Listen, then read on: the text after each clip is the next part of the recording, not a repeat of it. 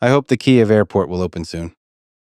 Then it will be easier to fly in. Yes, I think that the war will end and President Trump may be the first leader to travel here by airplane. I think it would be symbolic by airplane. Again, January 25th, around that date, right? Flying in, meeting the Air Force One. That would be cool. There is a perception of corruption. People like Donald Trump and Elon Musk really care about fighting corruption. What can you say to them to gain their trust that the money is going towards this fight for freedom, towards the war effort? In most cases, we did not receive money, we received weapons. And where we saw risks that something could be happening with weapons, we cracked down hard on everyone. And believe me, this is not only about Ukraine. Everywhere along the supply chain, there are some or other people and companies who want to make money. They try to make money on the war. We did not profit from the war. If we caught someone, believe me, we cracked down hard on them. And we did that. We did that, and we will continue to do so because to this day, when someone says that Ukraine was selling weapons, and by the way, Russia was the one pushing this narrative, we always responded. Our soldiers would kill such people with their own hands without any trial. Do you honestly think anyone could steal weapons by the truckload when we ourselves don't have enough on the front lines? And yet we have to provide proof to defend ourselves. Because when there's an abundance of such misinformation, distrust starts to grow. And you're right, people listen to various media outlets, see this, and lose faith in you. In the end, you lose trust. And with it, you lose support. Therefore, believe me, we are fighting more against disinformation than against particular cases, although I still emphasize once again, at the everyday level, such things are still important. We catch these people and we fight them. As if Putin wants to sit down and talk, but Ukraine does not. This is not true. I think that, yes, he is in fact ready to talk. Did you talk to him? On the phone or what? How do you normally talk to him? I don't know. Normally by the sea. The same as with you. He invites you to the sea with me. Just the three of us. No, one of us may drown. Who? Are you good at swimming? Yes, I am a good swimmer. You're a good swimmer. Well, if you think that the president of a country is completely crazy, it is really hard to come to an agreement with him. You have to look at him as a serious person who loves his country and loves the people in his country. And he conducts, yes, destructive military actions. Who are you talking about now? Who loves his country? Putin. Do you think he doesn't love his country? No. What is his country? He happened to consider Ukraine his country. What is his country? When do you think there will be presidential elections in Ukraine? The following is a conversation with Volodymyr Zelensky, the president of Ukraine. It was an intense, raw, and heartfelt conversation, my goal for which was to understand and to do all I can to push for peace. Please allow me to say a few words, first about language, then about the president, and finally about history. Please skip ahead straight to our conversation if you like. We spoke in a mix of languages, continuously switching from Ukrainian to Russian to English. So the interpreter was barely hanging on. It was indeed, in many ways, a wild ride of a conversation. As the president said, the first of many. Language, like many other things in a time of war, is a big deal. We had a choice, speak in Russian, Ukrainian, or English. The president does speak some English, but he's far from fluent in it, and I sadly don't speak Ukrainian, yet.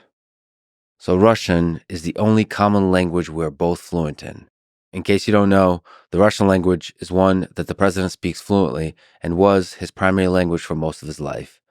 It's the language I also speak fluently, to the degree I speak any language fluently, as does a large fraction of the Ukrainian population. So the most dynamic and powerful conversation between us would be in Russian, without an interpreter, who in this case added about 2 to 3 second delay, and frankly, translated partially and poorly, for me at least, taking away my ability to feel the humor, the wit, the brilliance, the pain, the anger, the humanity of the person sitting before me, that I could clearly feel when he was speaking fluently in the language I understand, Russian. But all that said, war changes everything. The Ukrainian language has become a symbol of the Ukrainian people's fight for freedom and independence. So we had a difficult choice of 3 languages. And faced with that choice, we said yes to all 3, to the consternation and dismay of the translators. We make captions and voice-over audio tracks available in English, Ukrainian, and Russian. So you can listen either to a version that is all one language or to the original mixed language version with subtitles in your preferred language. The default is English overdub. On YouTube, you can switch between language audio tracks by clicking the settings gear icon, then clicking audio track, and then selecting the language you prefer, English, Ukrainian, Russian. To listen to the original mixed language version, please select the English UK audio track. Big thank you to 11 Labs for their help with overdubbing using a mix of AI and humans. We will continue to explore how to break down the barriers that language creates, with AI and otherwise. This is a difficult but important endeavor. Language, after all, is much more than a cold sequence of facts and logic statements. There are words, when spoken in the right sequence and at the right time, that can shake the world and turn the tides of history, that can start and end wars. Great leaders can find those words, and great translators can help these words reverberate to the outskirts of a divided civilization. On another note, let me say that President Zelensky is a truly remarkable person and a historic figure. I say this as somebody who deeply understands the geopolitical complexity and history of the region. I am from this region. My parents were both born in Ukraine, Kiev and Kharkiv, both my grandfathers too. I was born in Tajikistan and lived for a time there, then in Kiev, then Moscow, then United States. And while I am now for almost 30 years, and to the day I die, I am a proud American. My family roots grow deep in the soil of nations that comprised the Soviet Union, including Ukraine, Russia, Belarus, and Tajikistan. I've gotten to know and have spoken for hours with members of the president's team and people close to him. I spoke to hundreds of Ukrainians since 2022, including soldiers, civilians, politicians, artists, religious leaders, journalists, economists, historians, and technologists. I've listened to hundreds of hours of programs that both support and criticize the president in Ukraine, in Russia, in the United States. I've read countless books about this war and the long arc of history that led up to it. If forced to recommend two, at this moment, I would say The Russo-Ukrainian War by Serhiy Plokhy and The Showman by Simon Schuster, which is a good personal behind-the-scenes biography of the president, focused on 2022. But there are many, many more. This is why I can comfortably say that he is a truly singular and remarkable human being. It was an honor and pleasure to talk with him on and off the mic. Now, it is true that I plan to travel to Moscow and to speak with President Vladimir Putin. And I hope to be back in Kiev as well. As President Zelensky said, this was our first of many more meetings. In all these cases, I seek to do my small part in pushing for peace. And in doing all this, I'm deeply grateful for the trust people have given me on all sides. For the people attacking me, sometimes lying about me, for the critics in the stands, chanting the latest slogans of the mass hysteria machine like the sheep and animal farm. I love you too. And I assure you that drawing lines between good and evil on a world map is much easier than seeing that line between good and evil in every human being, including you and me. This is what I try to do. I'm simply a human being who seeks to find and surface the humanity in others. And as I've said, no amount of money, fame, power, access can buy my opinion or my integrity. Now, finally, please allow me to briefly overview some history to give background for several topics that President Zelensky references in this conversation. I recommend my conversation with Serhiy Plokhy and many others about the history of the region. But here, let me start with 1991, when Ukraine declared its independence and the Soviet Union collapsed. From this point on, Russia-Ukraine relations were defined in large part by whether Ukraine aligned more with Russia or with the West, meaning Europe, United States, NATO, and so on. In 2004, with the Orange Revolution, a pro-Western candidate, Viktor Yushchenko, became president. In 2010, it went the other way. A pro-Russia candidate, Viktor Yanukovych, became president. The internal tensions grew, and in 2013, Euromaidan protests broke out over Yanukovych's decision to suspend talks with the European Union in favor of closer ties with Russia. This set forward a chain of important events in 2014. On the politics front, Yanukovych was ousted and fled to Russia, leading to the election of a pro-Western president. Also, in 2014, on the war front, Russia annexed Crimea and war broke out in the Donbass region of eastern Ukraine, which eventually killed over 14,000 people and continued all the way to 2022, when, on February 24th, 2022, Russian forces initiated a full-scale invasion of Ukraine. This is when the world started to really pay attention. Now, some history of peace talks. Volodymyr Zelensky won the presidency in 2019, and he discusses in this conversation the ceasefire agreements he made with Vladimir Putin in 2019, which was one of many attempts at peace, from the two Minsk agreements in 2014 and 15 to a series of ceasefire agreements in 2018, 19, and 20, all of which failed, in part or in whole.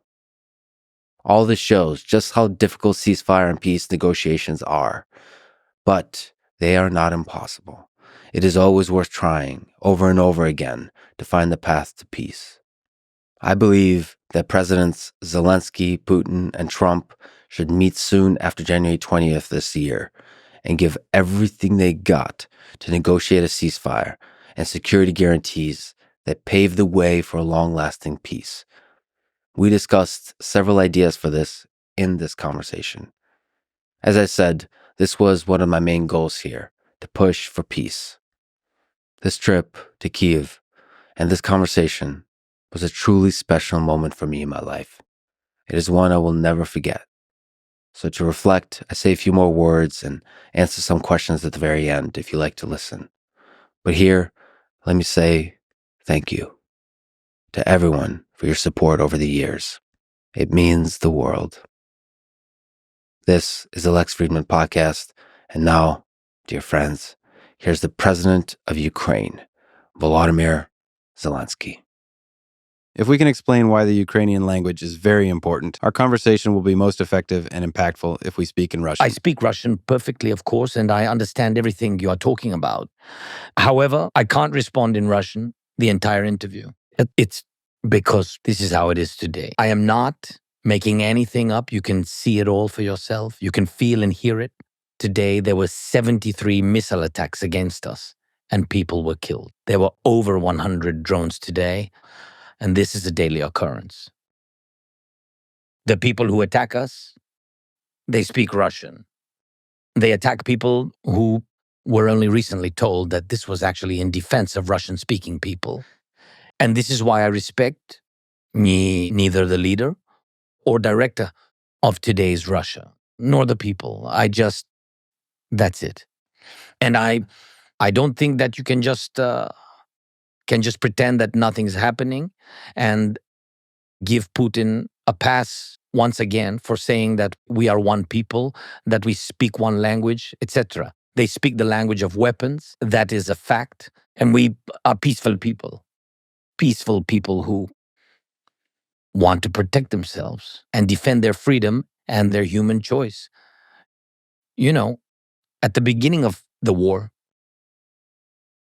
I addressed Russians in Russian. Zero effect.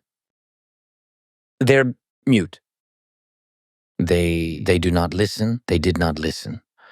Some are afraid. Some have other issues. They have different reasons. It's like when a person is drowning, and people walk by because they can't hear them.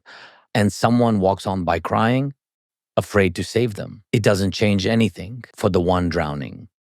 They need someone to help them. This is why I honestly despise these people, as they are deaf. They began the occupation in the supposed defense of the Russian language. And that's why, with all due respect, I would like to give an interview in Ukrainian. This is very important to me. If there are some points that you want me to explain in Russian, I can certainly do that. I can certainly occasionally speak Russian. But in general, no. I'm not sure that you will understand me completely, despite your Ukrainian roots. You are a citizen of the United States, right? Yes.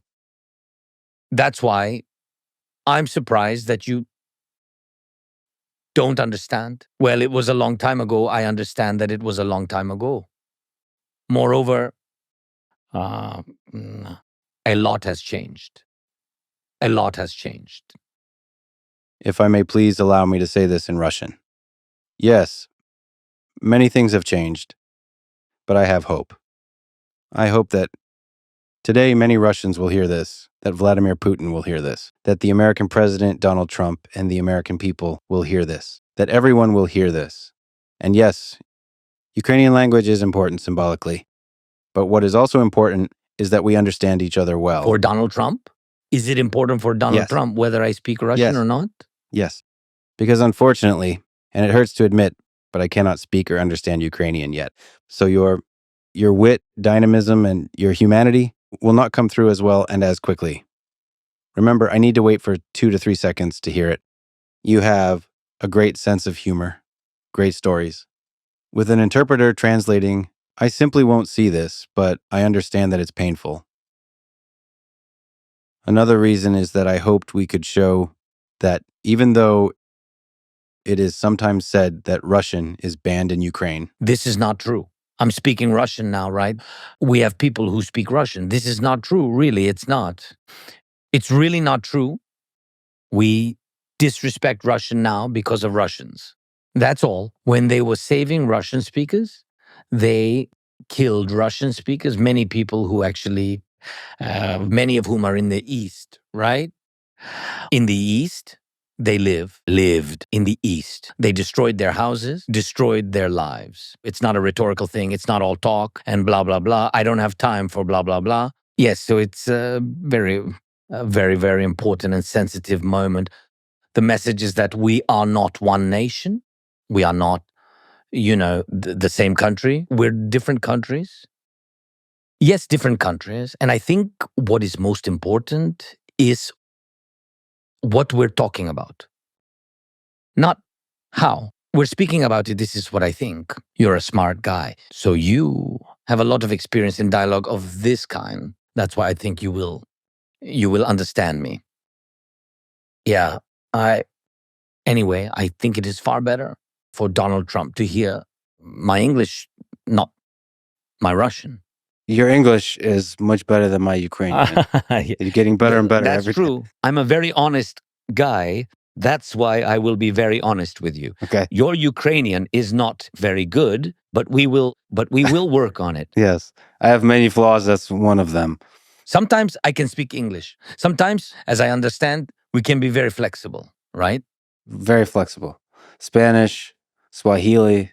Yeah, you see? Yeah. We are Javier very Malay needs to flexible. understand this. So By the way, Javier understood me without any words. The language of love, Yeah. maybe. Of respect. Respect. I respect him. Yeah. I had a very good conversation with him. Really brilliant. May I sometimes speak Russian and sometimes English? Yes. You can use any language you like. And I think that's a very good rule for this first meeting between us. As you said, maybe we will Mhm. meet in the future for the second time. Second and third and fourth. Yeah, this is good. You can ask questions in the language you'd like, and I will answer in the language I can. Well, you said you wanted to meet by the sea at some point. So, for our next meeting, let's meet by the sea. With pleasure. Next time, it would be much better to meet by our Ukrainian Black or our Azov Sea.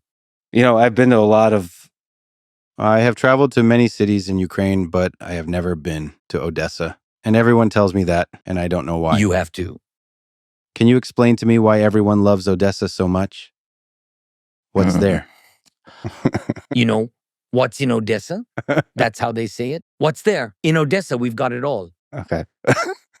Odessa, I love Odessa because of its particular temperament. People have their own accent, and it's so. There are many nationalities. You know, there are a lot of stories. Authentic Odessa cuisine. By the way, you know, the cuisine is very different from others. The dishes are not like any other dishes, and everything is very tasty. Also, there are beautiful people, and today, you know,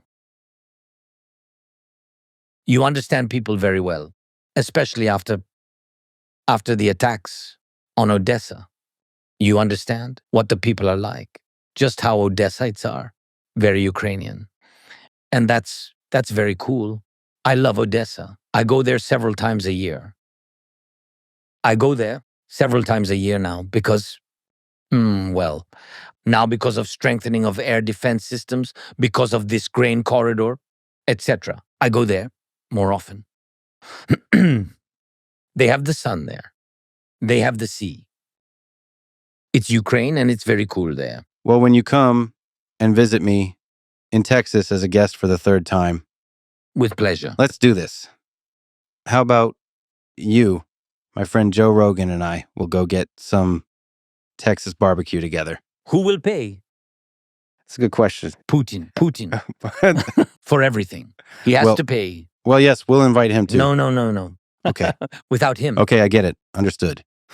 But if the Rome Statute will be accepted by your government before this moment, Okay. By the way, I don't know if you know this, but Joe has a great comedy club in Austin. Joe Rogan, Joe Rogan, yes. And I think that as a person who respects comedy and stand-up comedy, it would be interesting for you to have a look at it. no, he is, I know him and I saw a lot of different videos. He's a very talented person. So it would be a pleasure if you invite me and I'm able to do it. I am a little bit busy, Yeah. but if I'll be in the United States, I hope that I will have a conversation and a meeting with President Trump. And of course, during my visit, if I'll have the time, it would be a pleasure if you'll invite me. With pleasure. You know what? I will pay. Good. Yeah. I had to think about it, but you are the president. Yes, with you, with pleasure. When the war is over, please come. Thanks and so when much. you're less busy. Thanks so much. If we can go back many years, World War II. Tell me the story of your grandfather who fought in World War II. My grandfather, he graduated from the military academy. And from the very beginning of the war, he went to fight. He was in the infantry and he fought through the entire war. He had many wounds. As they used to say back then, his chest is covered in medals. And it's true. He had more than 30. Yes, more than 30. He was the kind of man.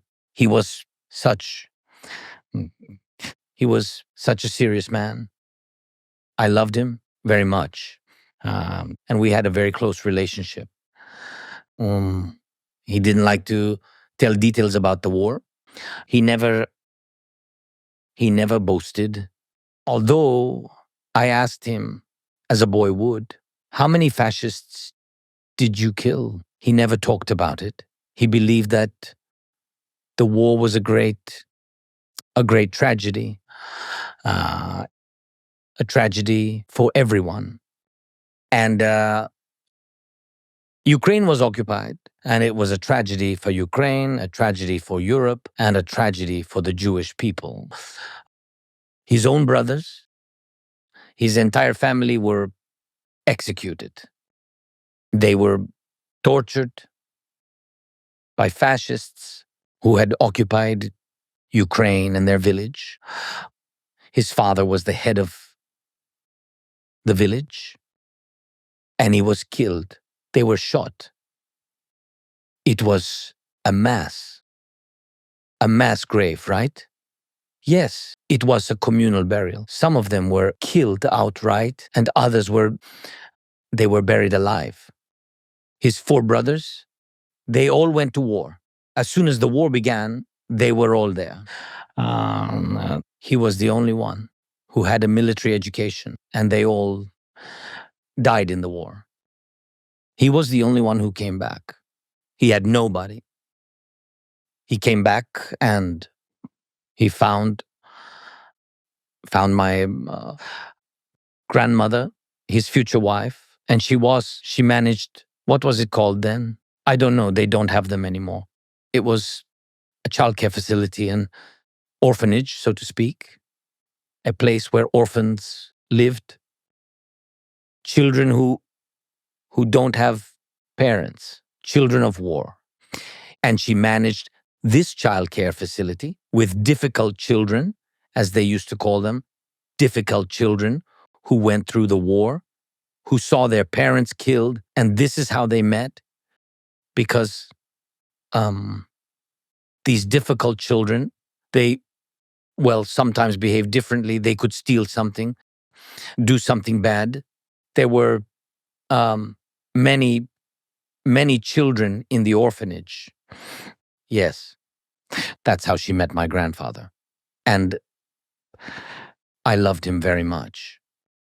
And I think that my grandfather, frankly, would never have believed that this war is possible. He would never have believed it.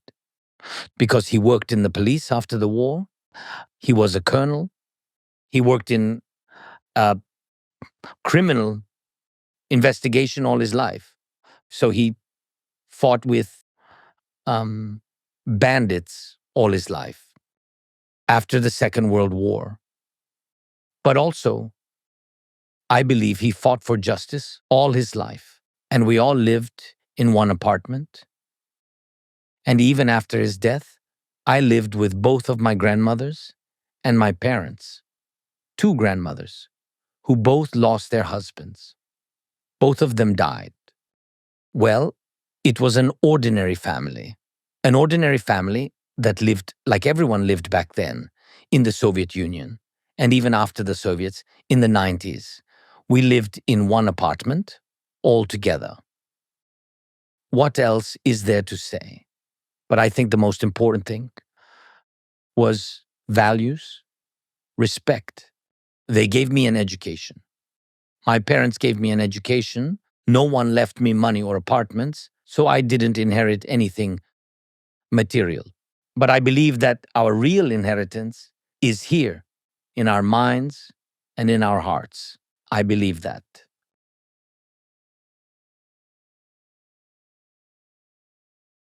Just Understood. 1 second delay. Yeah, So if I'm sorry, if you it's fine. tell a joke, I will laugh about 1, 2, or 3 seconds later. There's a delay. So, ordinary family, but not an ordinary time, World War II. World War II. Speaking of mass graves, I was at Babin Yar yesterday. A large part of my family died there. In moments like this, such a place serves as a stark reminder of the profound historical gravity of the Second World War. I remember this song from my youth. On June 22nd at 4 o'clock, Kyiv was bombed and the war began. I always wondered how it would feel to live in a moment when everything changed. The path of humanity completely shifts in a single moment, just like that. What do you think about that moment in 1941? Now, after the 2022 invasion, how do you perceive the Second World War after you have witnessed all of it? Well, firstly, the war actually started earlier. It started here in Ukraine. Kiev was bombed, as you quoted. But the war had already begun before that. And I think I perceived it as a start of the full-scale invasion. Well, I think it's hard.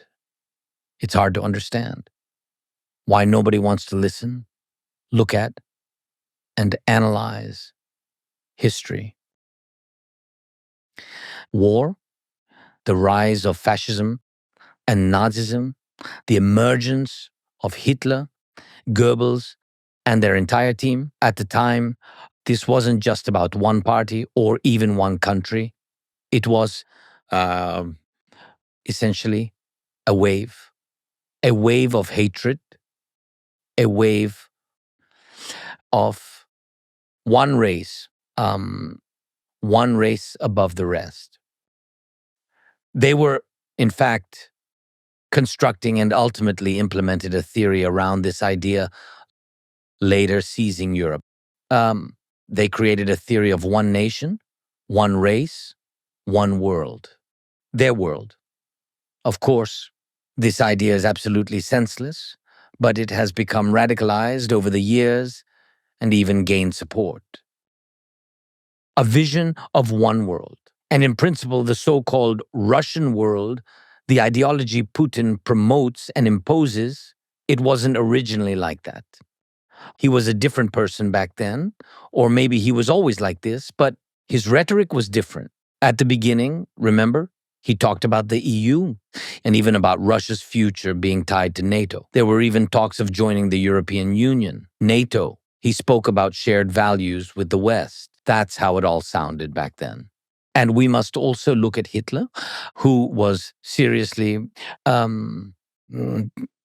before the radical idea of taking over the whole world, he actually made certain steps, and everyone believed he was helping the economy.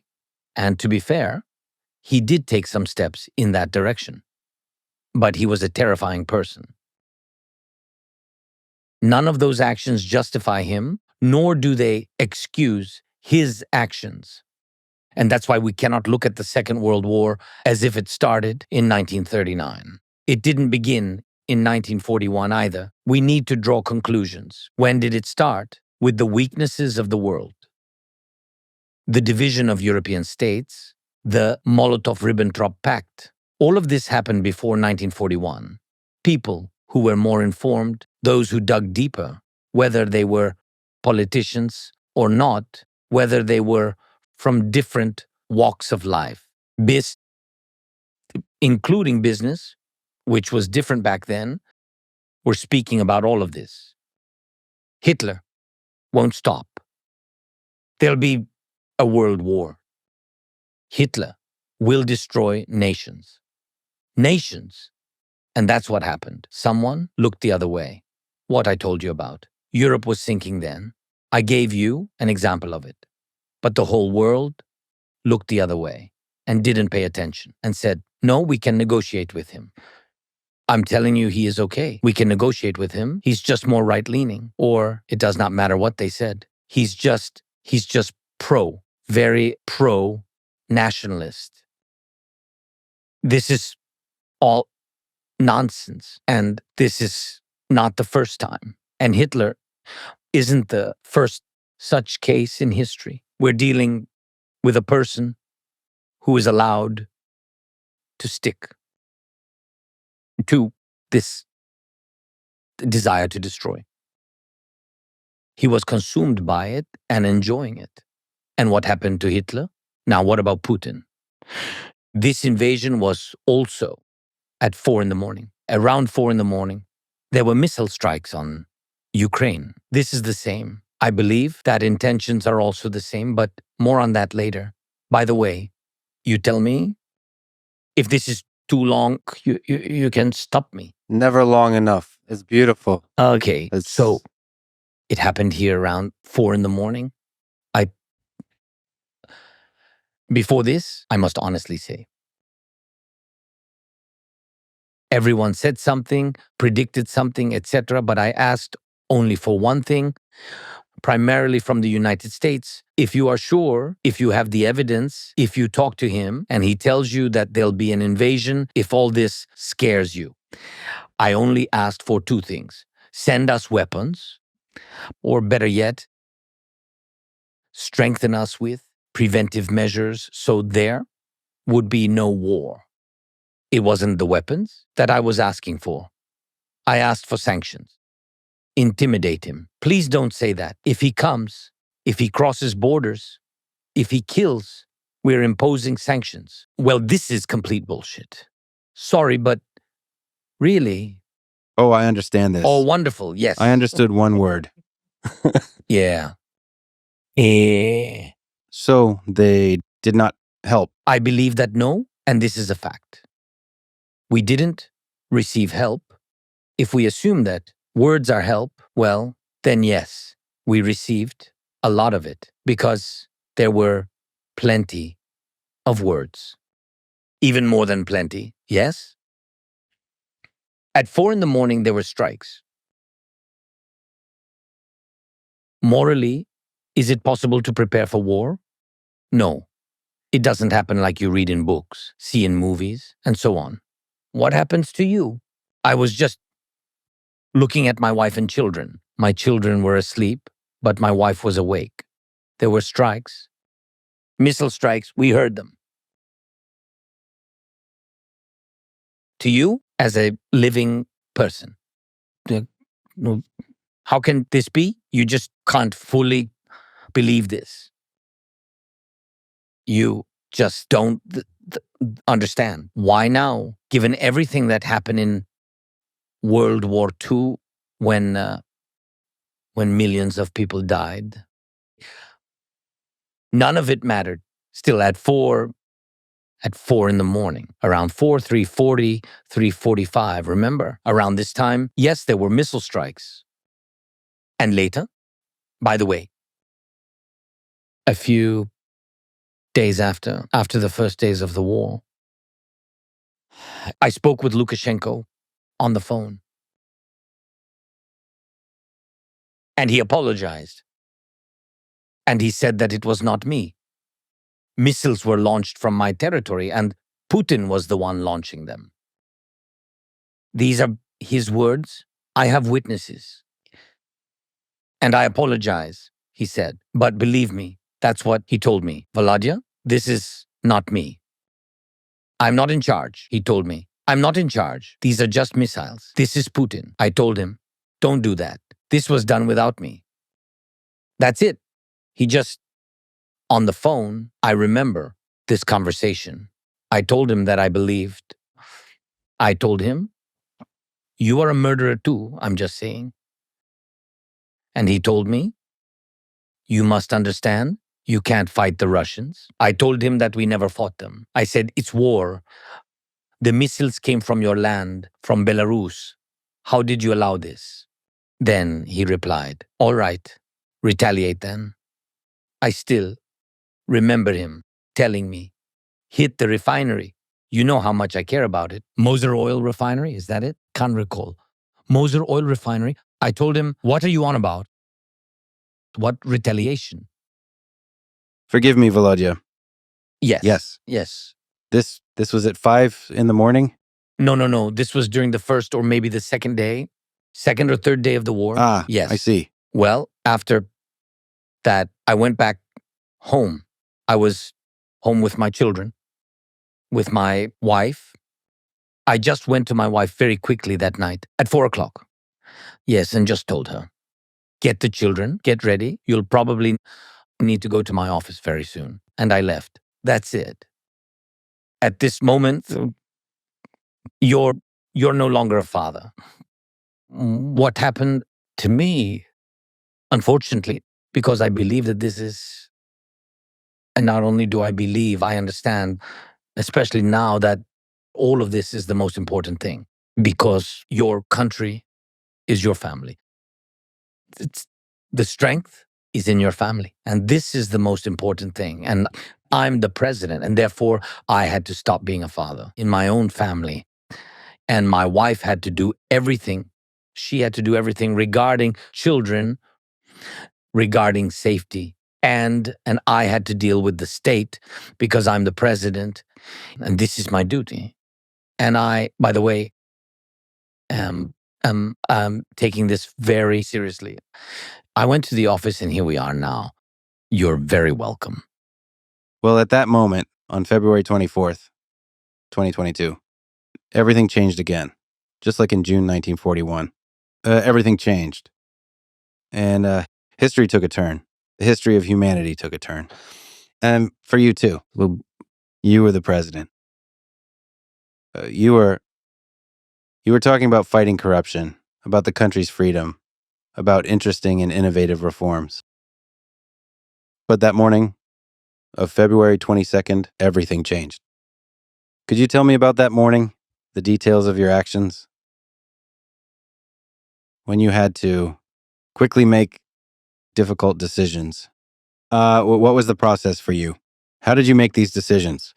Did you discuss them with people you trust to understand how to respond to this invasion in every technical, political, and military aspect? What was the process for you? How did you make the decision? According to our legislation, in principle, I'm the supreme commander of the armed forces of Ukraine, so I had to give corresponding orders. Yes, I have a military office, and then later there was a military headquarters where all key people gathered. This is not only about the military, it's about energy, etc., all key things. But at that moment, I made the decisions quickly and without a doubt. And I cannot say that I am just that kind of person. I'm just a living person who believed that if help is needed right now, to help evacuate people, help with children. Several cities were blocked. I was only thinking about how to deliver food there within a day. We did a lot of things, although we understood that they, in fact, occupy part of our state. And we distributed weapons to people. That's how it was. Trucks came and simply distributed weapons to people so that they could defend the capital, to ordinary people, just on the street, to ordinary people who understood that if the Russians entered the city, then we would have the same thing that's happening in other cities per the information we received. Thanks to digitalization, by the way, we had very good digitalization before this. And we preserved a lot. And even when they were surrounding certain cities, a lot of things still worked. The banking system, the internet, we had television. And thanks to this, I made several decisions to ensure that people are united and have all the information. Russia is very good at spreading large-scale disinformation. Fortunately, I have 2 decades of experience, managing a production studio, TV channels, and large media resources. I understood that we needed to build an information network very quickly. Thanks to this, I began to address the people constantly. This happened several times, 3 to 5 times a day. In fact, I became that an information source for people who were in cities that were cut off from other information. And it was very important for me to keep all things digital, to keep the internet, to stay in touch with everyone, with all the people. Initially, that's the contact we had. And then we also built a media platform. So where we had all the news agencies of Ukraine. And this network was called Marathon. And it was also very important for the people to trust us. And people had to receive information. Why? There were waves. There were waves of Russian on the first day who said he ran away. I had to go out into the street. I left the office and went outside. I had to do this because I was showing that this was no green screen, to show that it was the street, not some digital manipulation.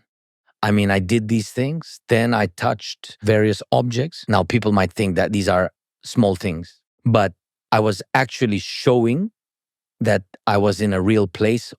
All of this had an impact. I was absolutely sure my actions. And these contacts, several contacts. And then I spoke to the Russians. I addressed Russians. I really did. And then only after that, I gathered. It was the first day when I invited all of the journalists here, wasn't it?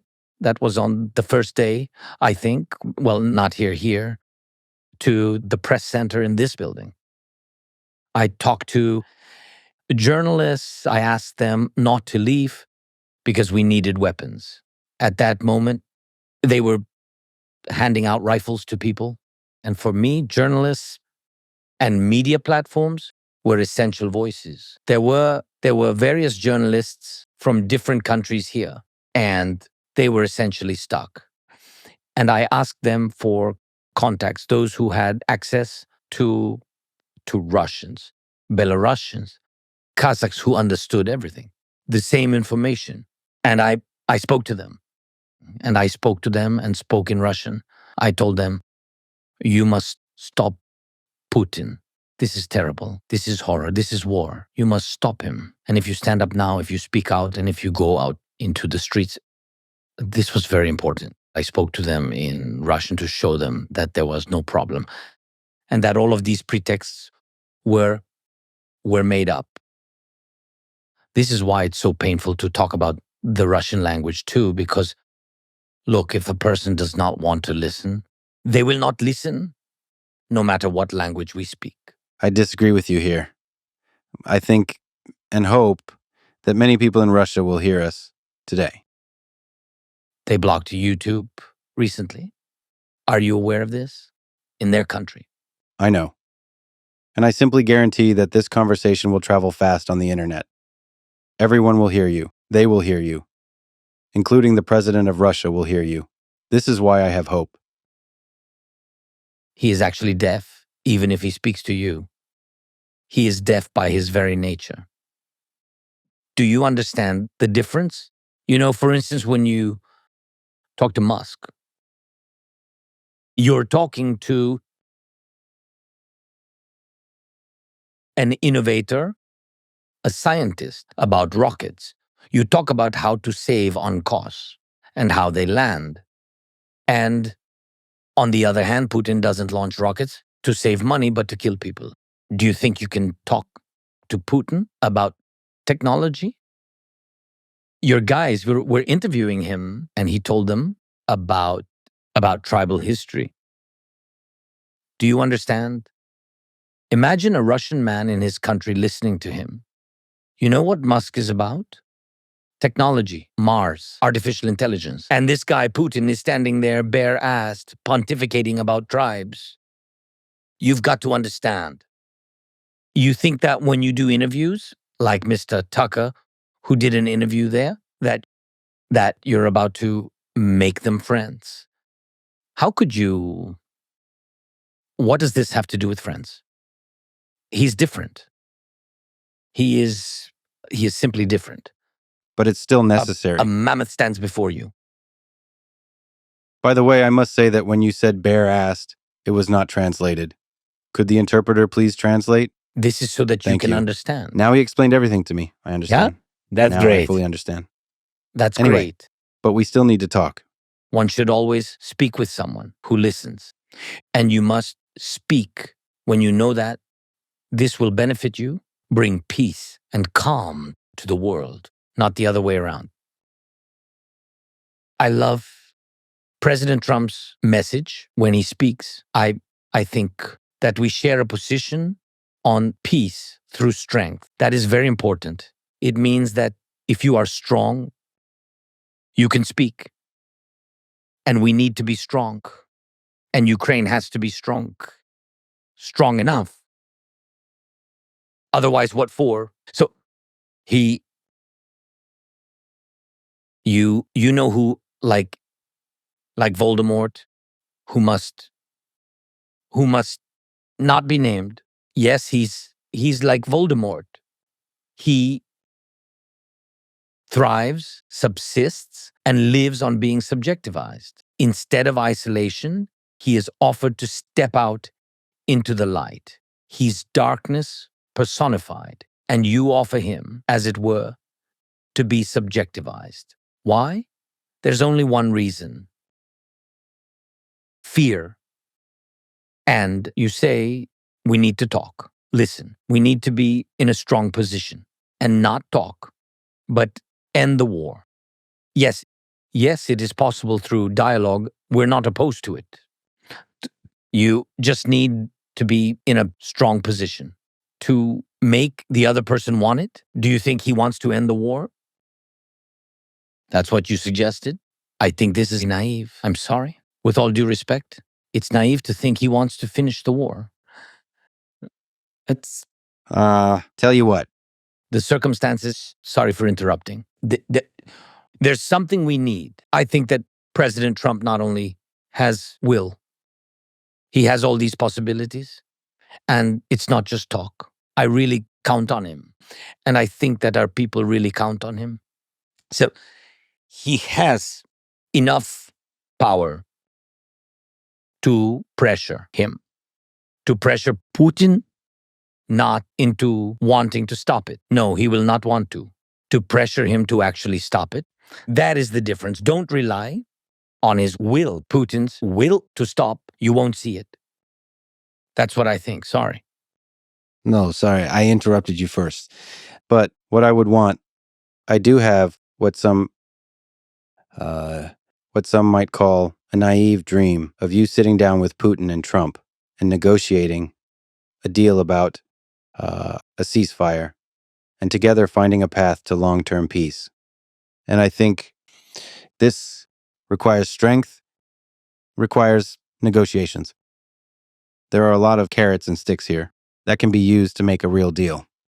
And Trump is very keen on making a deal and ready to negotiate.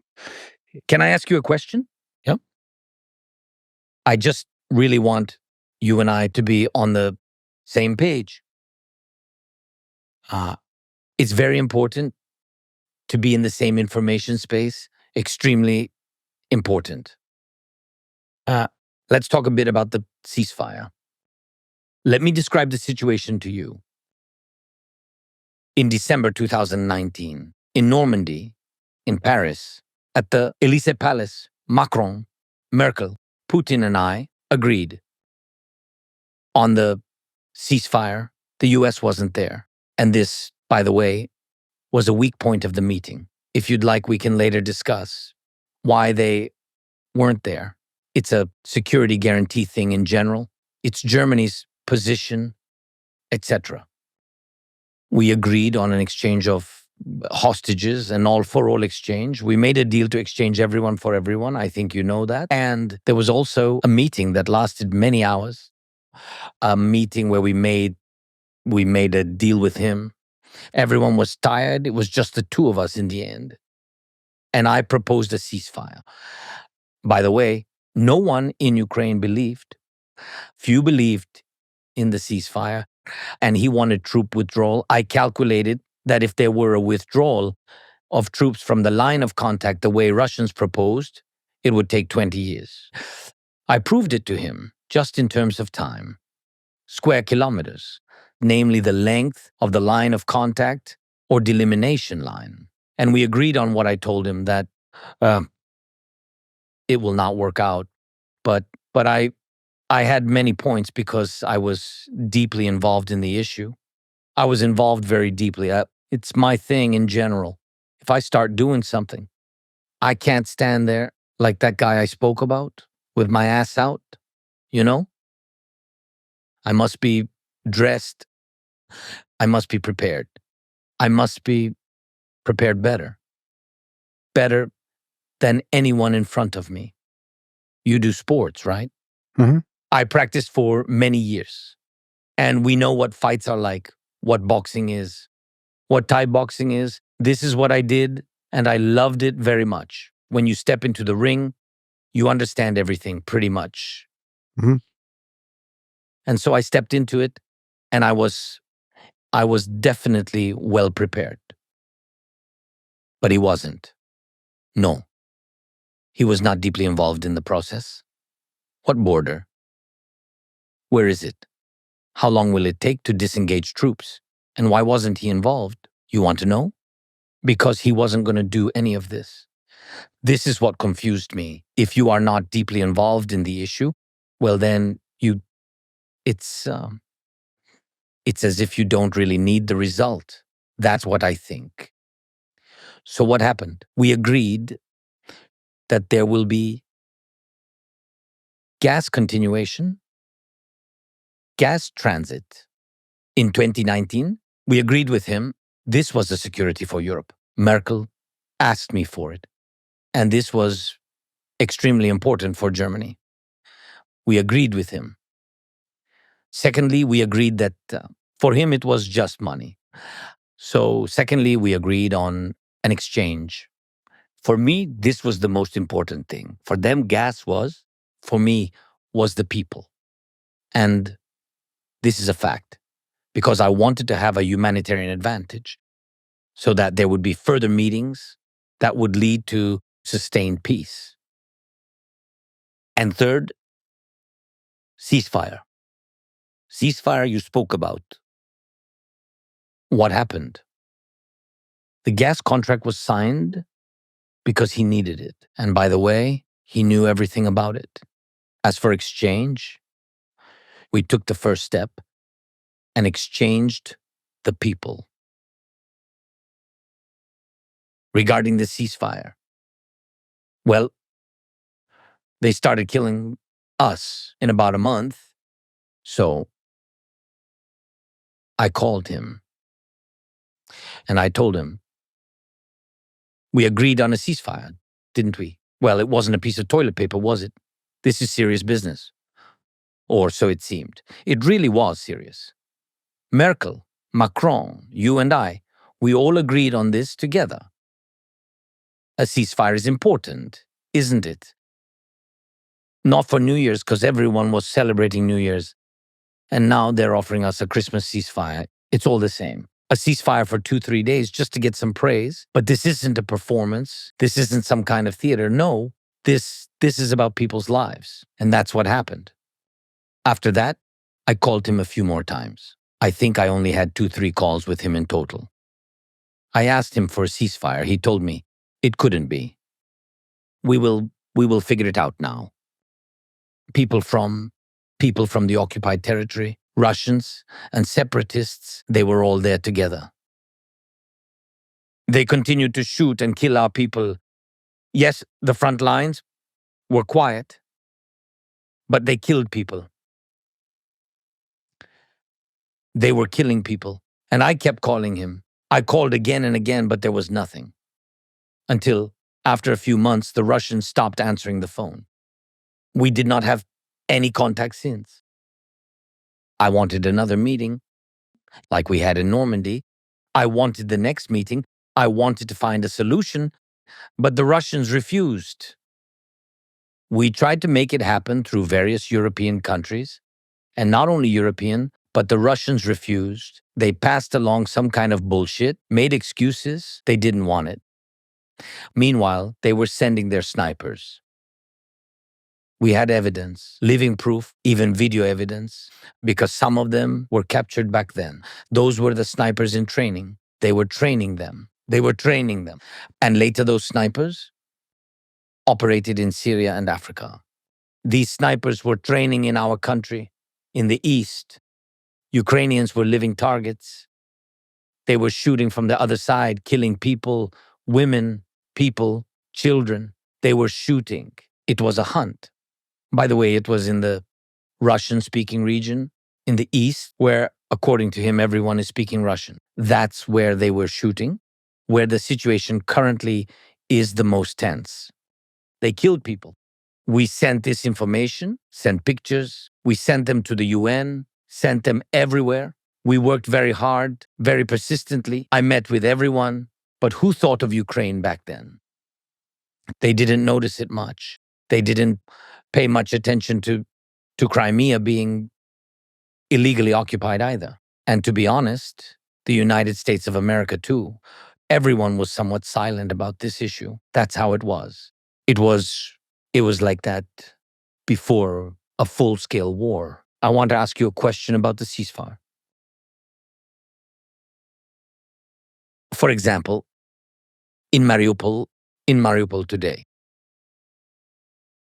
there are American and Ukrainian journalists, and everyone will tell you who has contact now with Mariupol, who fled from there in the last minutes just before the occupation, or who was able to leave, to escape after the occupation. Chernov, who won an Oscar, was among them. And the journalists that left Mariupol, they are here. By the way, we had a conversation. They will tell you that 20,000, 30,000 civilians were tortured and buried there. We do not know the number of victims. People who didn't want to work with them, who refused to cooperate with them, people who went on strikes to protest, people who did not want to work with the Russians who occupied Mariupol. And this is one example, just with this city. And I have a question for you. What about the millions of children? And I will ask you in Russian so that you hear this without delay. What about the millions of children over there? What if we just arranged a ceasefire without understanding what would happen next? Without understanding what will happen to Ukraine's security guarantees? What about the millions of children in the occupied territories? What should I tell them? What am I to tell them? What is it I should tell them? What? Whatever? Hey, all of you over there, see ya. And those tens of thousands of people buried there, is that what we want? Are we ready to forgive them for this? We must at least take the first step. If this is a ceasefire, we must know that there is a security guarantee for the part of Ukraine under our control. We need it so that he will not come back. This is very important. And what do we say to the people who live in those territories? These are millions of people. Did you know that since 2014, in Donetsk, in the Crimea, this is happening in Melitopol as well, as in Berdyansk now. They are making all these kids of drafting age go and fight. And if they don't go, they will be killed. Do you understand what's happening? That is why a ceasefire, everything I said, what I wish for, and I believe in President Trump's power to use all of this information to come up with a way to make Ukraine strong. And be strong. Why am I saying that? I will give you an example. President Trump will be in the same situation as I was in 2019. Precisely the same situation. I want to end the war. We want a lasting peace for Ukraine. We must do this: the ceasefire, exchange people, and then diplomatically return all territories. And we will do this through diplomacy. What will happen next with President Trump? If the ceasefire happens without security guarantees, at least for the territory we control, what does he get? If he manages to make a ceasefire deal, and 3 months later, Putin launches a new wave of attacks, what will Trump look like?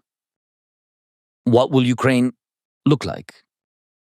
What will everyone look like? Putin will just do it. And why would Putin do it?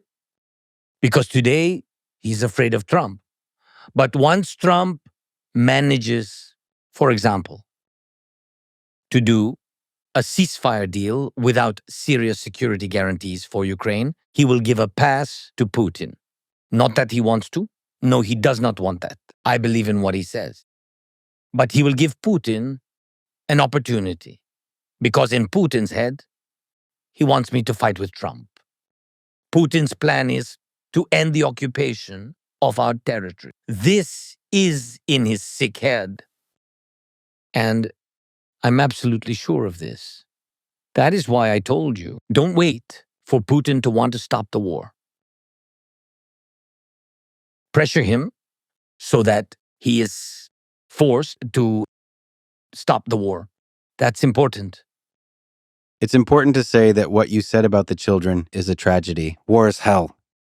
But let me say again, we must find a path to peace. There is one. What is it? There is one. Before ceasefire, strong Ukraine. Strong Ukraine's position? Yes, we can speak about it with Trump. For me, we can speak about security guarantees, but a quick step is NATO. A partial membership NATO. Yes, I understand. I understand Trump's feelings about NATO. I heard him. He's thinking through all of it, of course. But anyway, yes, NATO is a strong security guarantee for all the people, for us. Part of security guarantees. The second part is the arms aid package, which we will not use. If a ceasefire works, nobody will use the weapons. For what? But it has to stay. But with all due respect to the United States and to the administration, not like before, I don't want the same situation like we had with Biden. I ask for sanctions now, please, and weapons now. And then we will see. If they start it again, of course, we'll be happy if you'll give us more and you will stand with us shoulder to shoulder. Of course, that is right. But it's different when you have weapons. Putin wouldn't have been able to occupy so much territory. It was very difficult for us to push him out. But we didn't have weapons before, and that is the same situation. It can be the same situation. I'm just sharing this with you. Like I said at the very beginning, I want to be very honest with you and with your audience.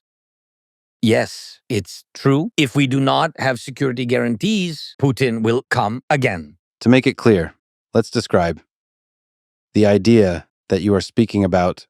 I would like to offer you other ideas too, but right now, your idea is that NATO accepts Ukraine minus the 5 regions of Luhansk, Donetsk, Zaporizhia, Kherson, and Crimea. Just so you understand the situation, the invitation to NATO is legislatively issued to Ukraine. So to us, all those territories are still Ukraine. But NATO so far can only act in the part that is under Ukrainian control. This can be negotiated. I am sure about that. Yes, this would not be a great success for us, but if we see a diplomatic way to end the war, this is one of the ways. So it is. That is a start. Secondly, weapons, arms aid package. I'm not ready to discuss this publicly right now. It's all written down. And President Trump might have seen it or not, but we've got no secrets from him. Yes. But mostly it depends on the willingness of the United States, because some of it will come from the EU, some from the United States, of course, together.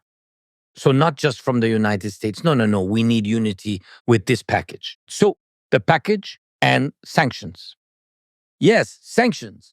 But I think it's in the interest of all the smart people to not have Russian energy on the market in general.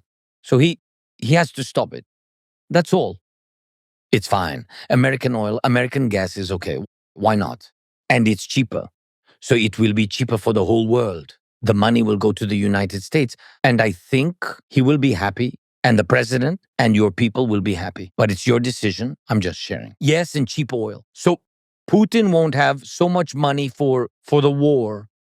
And that's it. But this is difficult because it's a lot. You're saying to continue the sanctions on Russia to accept Ukraine into NATO. I need to ask you some difficult questions about this. Yes, go on. I trust and respect your words today. Many people respect and love you in America. Trump respects you. Loves me? Oh, Come on now. Remember last time you corrected me? When I said that you love Javier Milei, you said, no, I respect him. So let's Okay. not talk about love today. But could we talk seriously about guaranteeing Russia's security? Okay, can I interview you a little? Question is, what land is the war happening on? And where did it start?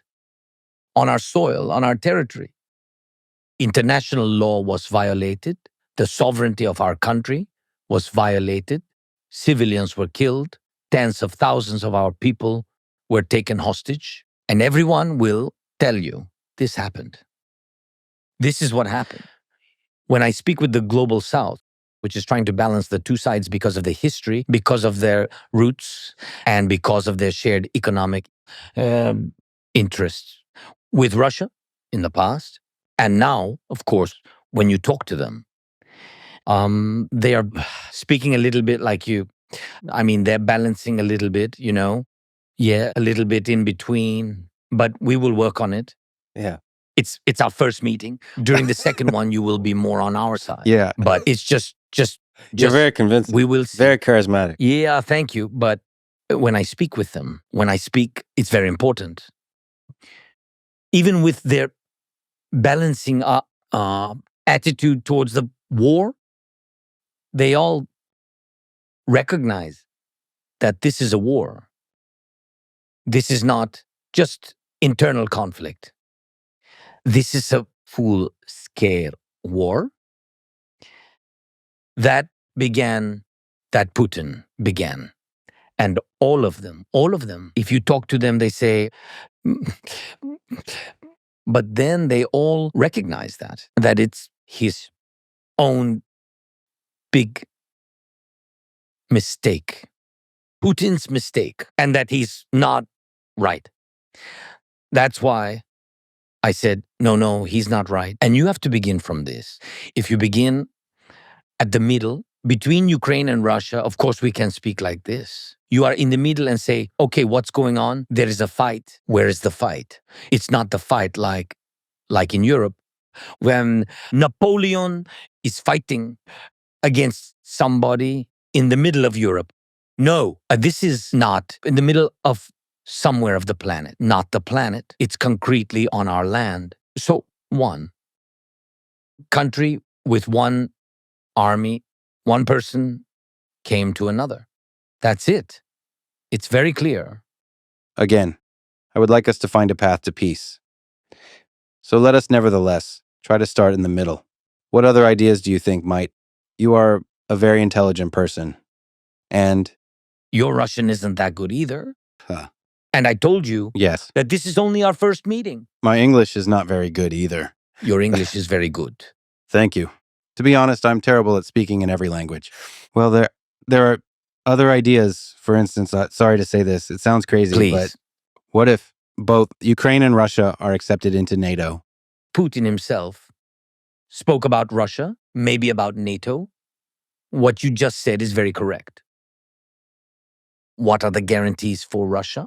It's not like I'm even interested what happens to them. To be honest, I don't care what will happen to them in the future after the war ends. But these are our borders, and we must understand what is going on there. Well, the NATO guarantees for Ukraine. Actually, this is also a security guarantee for the Russians. Frankly, I talked about this many times before. Sorry, I'm speaking figuratively, but as an example, if you were a father who lost his children, a grown man, a man, an adult,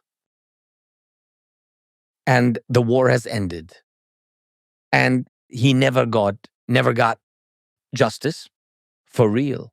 For example, somebody decides to freeze support. We won't give you anything. You can't fight. You can't continue. So we stop when we stop, without any guarantees, without any support, without financing, okay. And nobody is held accountable, but the man lost his children. He will not get anything. None of the killers will be in prison. All the sanctions will be removed. And he lost his children. And we have thousands of such people Why do you think they will not go to Russia? We'll find a way and will not kill the Russian soldiers there or somebody there. Why wouldn't they? It's human nature. It's not about us. It's everyone. Read American writers. Always after any war,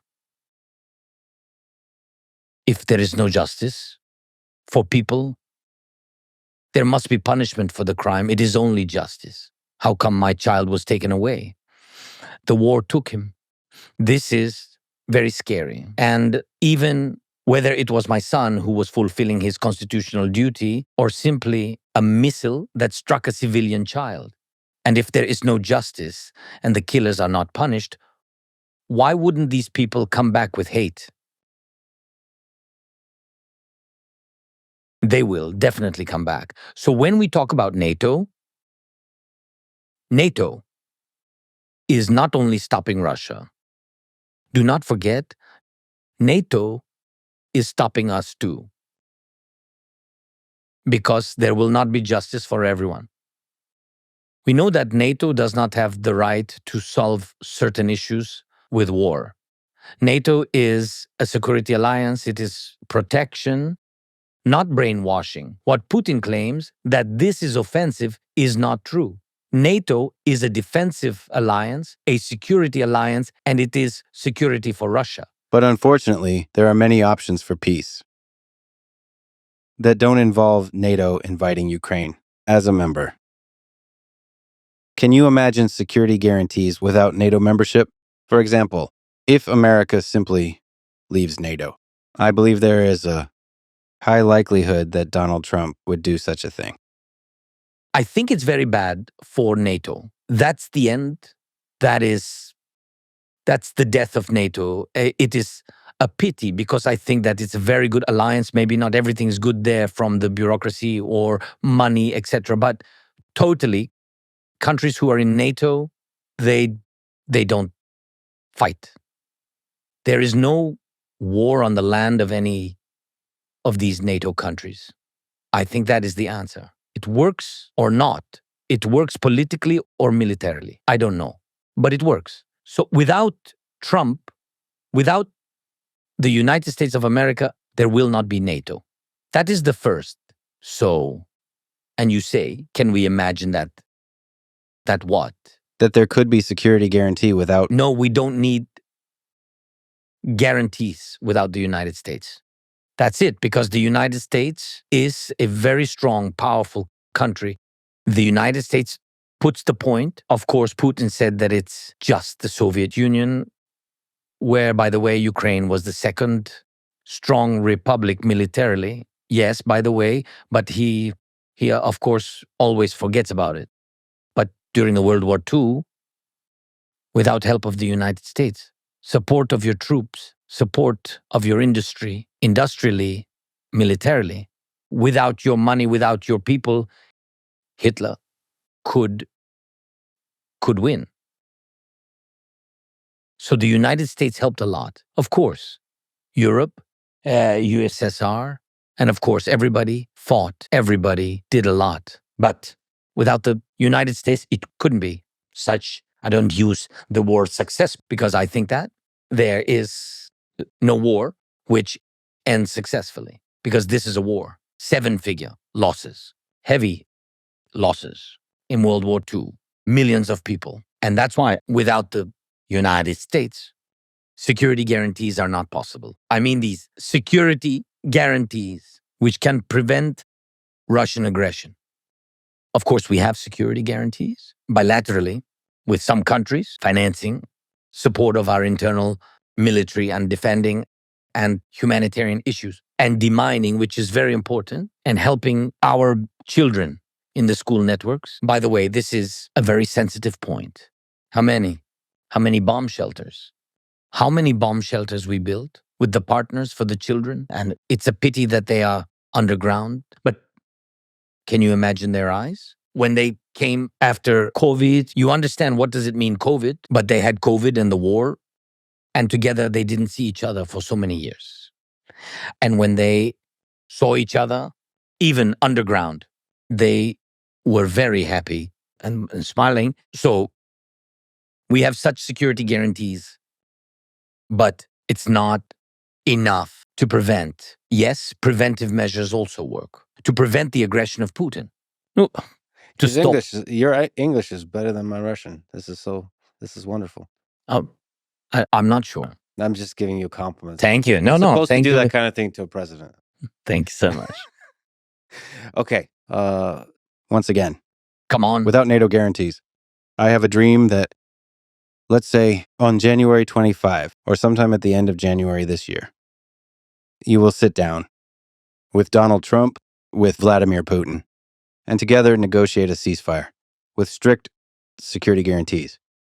And an agreement will be signed. What will this look like without NATO? I will make it clear. And so, first of all, I think January 25th or some other day. Well, you just call it January 25th. And I don't mind. It's my birthday. And we sit down. First of all, with Trump. We agree with him on how we can stop the war, stop Putin. It is important for us to sit down with him. Secondly, it is very important for us that Europe, which is very important for us because we are part of Europe, and not only geographically, geopolitically, but also in the European Union where we will be. For us, it is very important that Europe also has a voice. It's the second thing. It won't be long because Europe will be looking at us and will be looking at Trump. And by the way, I now see that when I talk about something with Donald Trump, whether we meet in person or we just have a call, all the European leaders always ask, how was it? This shows the influence of Donald Trump. And this has never happened before. With an American president, I tell you from my experience, this also gives you confidence, that he can stop this war. That is why we and Trump come first, and Europe will support Ukraine's position because they understand that Ukraine has every right to have its voice heard in this because we are at war. Trump and I will come to an agreement, and then and I am sure that he can offer strong security guarantees together with Europe, and then we can talk to the Russians. That's right. Not just three of us sitting down at once. And you still talk to me like that? Do you know how? As if Putin wants to sit down and talk, but Ukraine does not. This is not true. I think that, yes, he is in fact ready to talk. Did you talk to him? On the phone or what? How do you normally talk to him? I don't know. Normally by the sea. The same as with you. He invites you to the sea with me. Just the three of us. No, one of us may drown. Who? Are you good at swimming? Yes, I'm a good swimmer. You're a good swimmer. Well, and I would like to add that if you have any contact with them, I just want to hear what happens then. I have never talked to Vladimir Putin, but I have a feeling that he is ready because Donald Trump is ready. I hope you are ready. And this is not just a feeling, but a dream. I have a dream here that the three of you will get together in a room and make peace. And I want to understand what it looks like, what security guarantees look like that would satisfy Ukraine, that would satisfy Russia. Ukraine needs security guarantees first and foremost. We are in danger. That is why they are called so. This is no joke to me. Let's take a few steps back. Interesting. Why are security guarantees, a strong position of Ukraine, strong weapons, and so on so important? I will give you a little history lesson. Although I think you have prepared yourself and know everything perfectly, well, you can correct me on that. Yes, Ukraine had security guarantees The Budapest Memorandum. Nuclear weapons are the security guarantees that Ukraine had. Ukraine had nuclear weapons. I do not want to characterize it as good or bad. Today, the fact that we do not have them is bad. Why? Because this is war. Today we are at war. Because you have unleashed the hands of a nuclear power. A nuclear power is fighting against us, against Ukraine, and doing what it wants. By the way, even you are now talking about ceasefire, just a ceasefire. Maybe give flowers to Putin, maybe to say, thank you so much for these years. That was a great part of my life. No, we are not just ready for this. Why? The Budapest Memorandum, nuclear weapons, this is what we had. Ukraine used them for protection. This does not mean that someone attacked us. That doesn't mean that we would have used it. We had that opportunity. These were our security guarantees. Why am I talking about this in detail? Because if you take the Budapest Memorandum, by the way, I discussed this with President Trump. We have not finished this conversation yet. We will continue it. Regarding the Budapest Memorandum, the Budapest Memorandum included security guarantees for Ukraine. At first, three. The most important security guarantors for Ukraine. 3 strategic friends and partners of Ukraine. This was in agreement.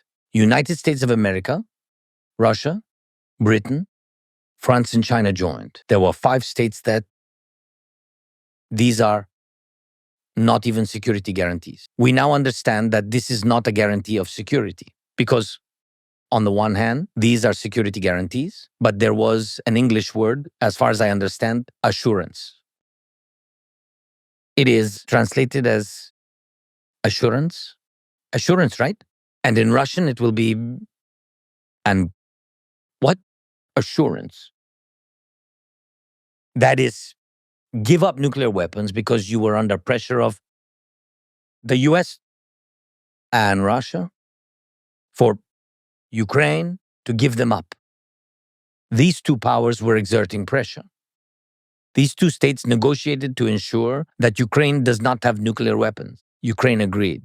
These are the largest states. This is the nuclear 5 that does not even provide security guarantees. Now we just need to find these people and we just need to put in jail all of those who, frankly, invented all this.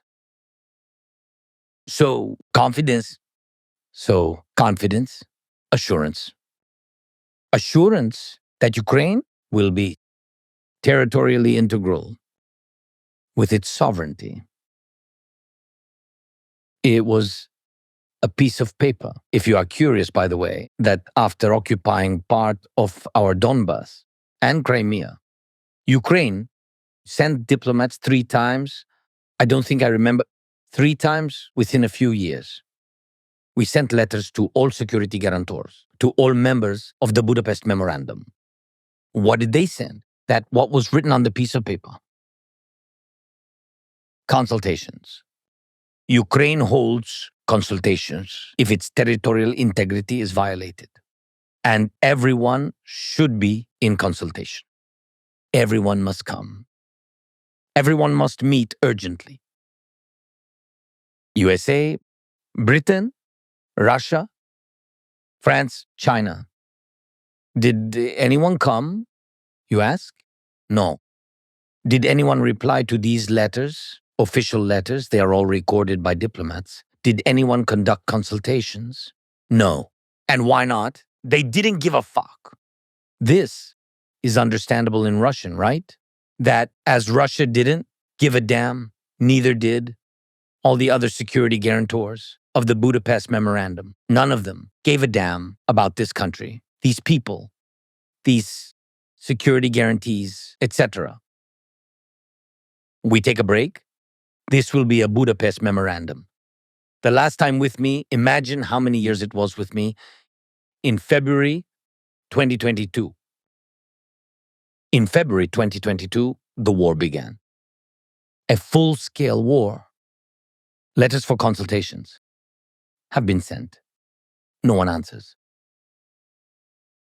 Next, we are taking a break from the Budapest Memorandum. The question is simple about Budapest. Can we trust this? No. Whichever country out of these 5 sat at the negotiating table, just a piece of paper. Believe me, we will save you. No.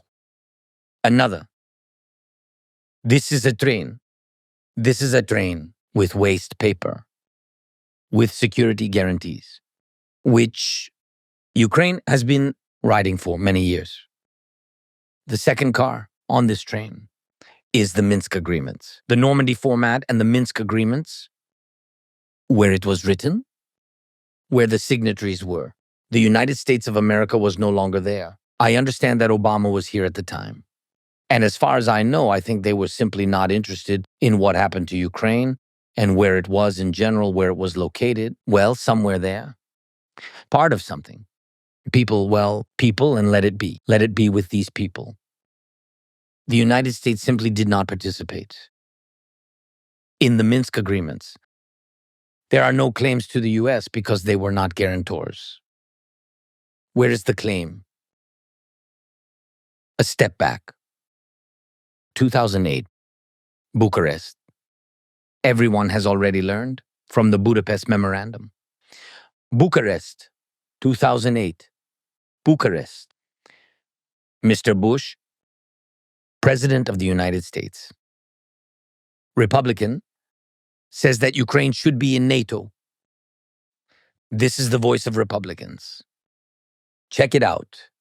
Ukraine should be in NATO.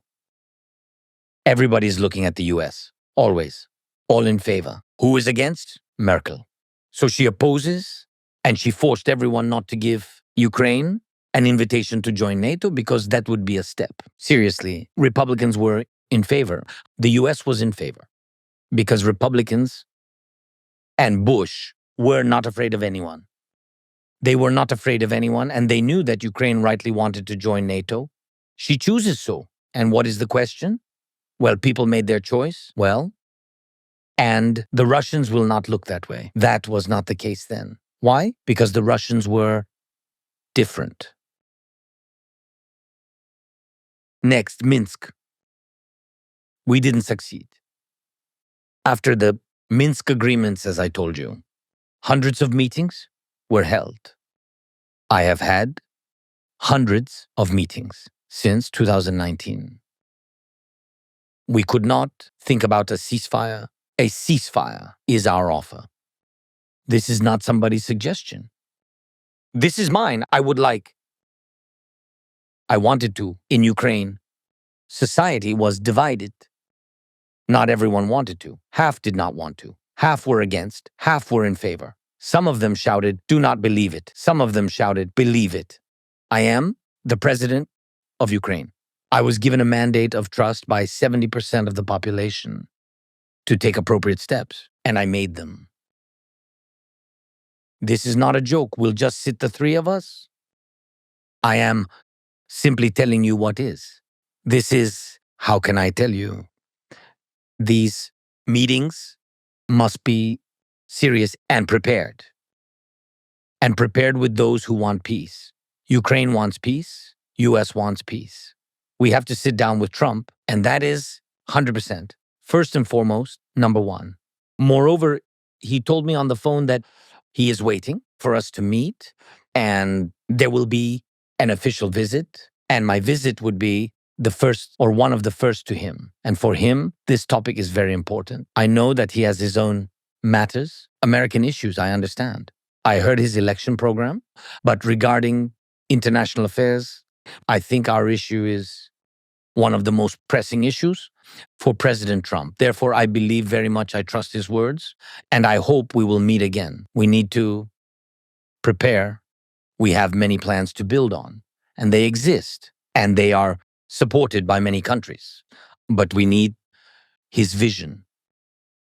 He needs to look at all these details, but his vision, please, because he can stop Putin, because Putin is afraid of him. That's a fact. But Trump is a president of a democratic country, and he does not come for life. He is not Putin. He will not come for 25 years. He will come for his term. Please tell me. Well, for example, he came for 4 years. And for the 5th year,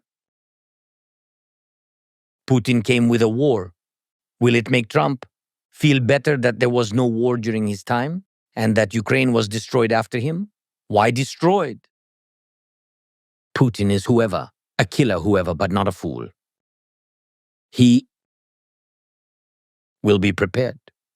He knows all mistakes. He understands how we defeated his army after the invasion began. He realized that this was not a Soviet war and that this would not happen with us. He will prepare. He will let everything into arms production. He will have lots of weapons, and there will be a very large army. And you think that after such humiliation, 4 years without a war, he did not finish us. He will return and fight only against Ukraine. He will destroy everything around. And if you say there is a risk that President Trump, will withdraw from NATO, for example, this is a decision of the United States. I'm simply saying that if it does, Putin will destroy Europe. Calculate the size of army in Europe. It's just that I say it for a reason. Do the calculation. Why did Hitler conquer all of Europe then? Almost. Just count, remember, his armies of millions. Calculate what Europe has. What are the largest armies?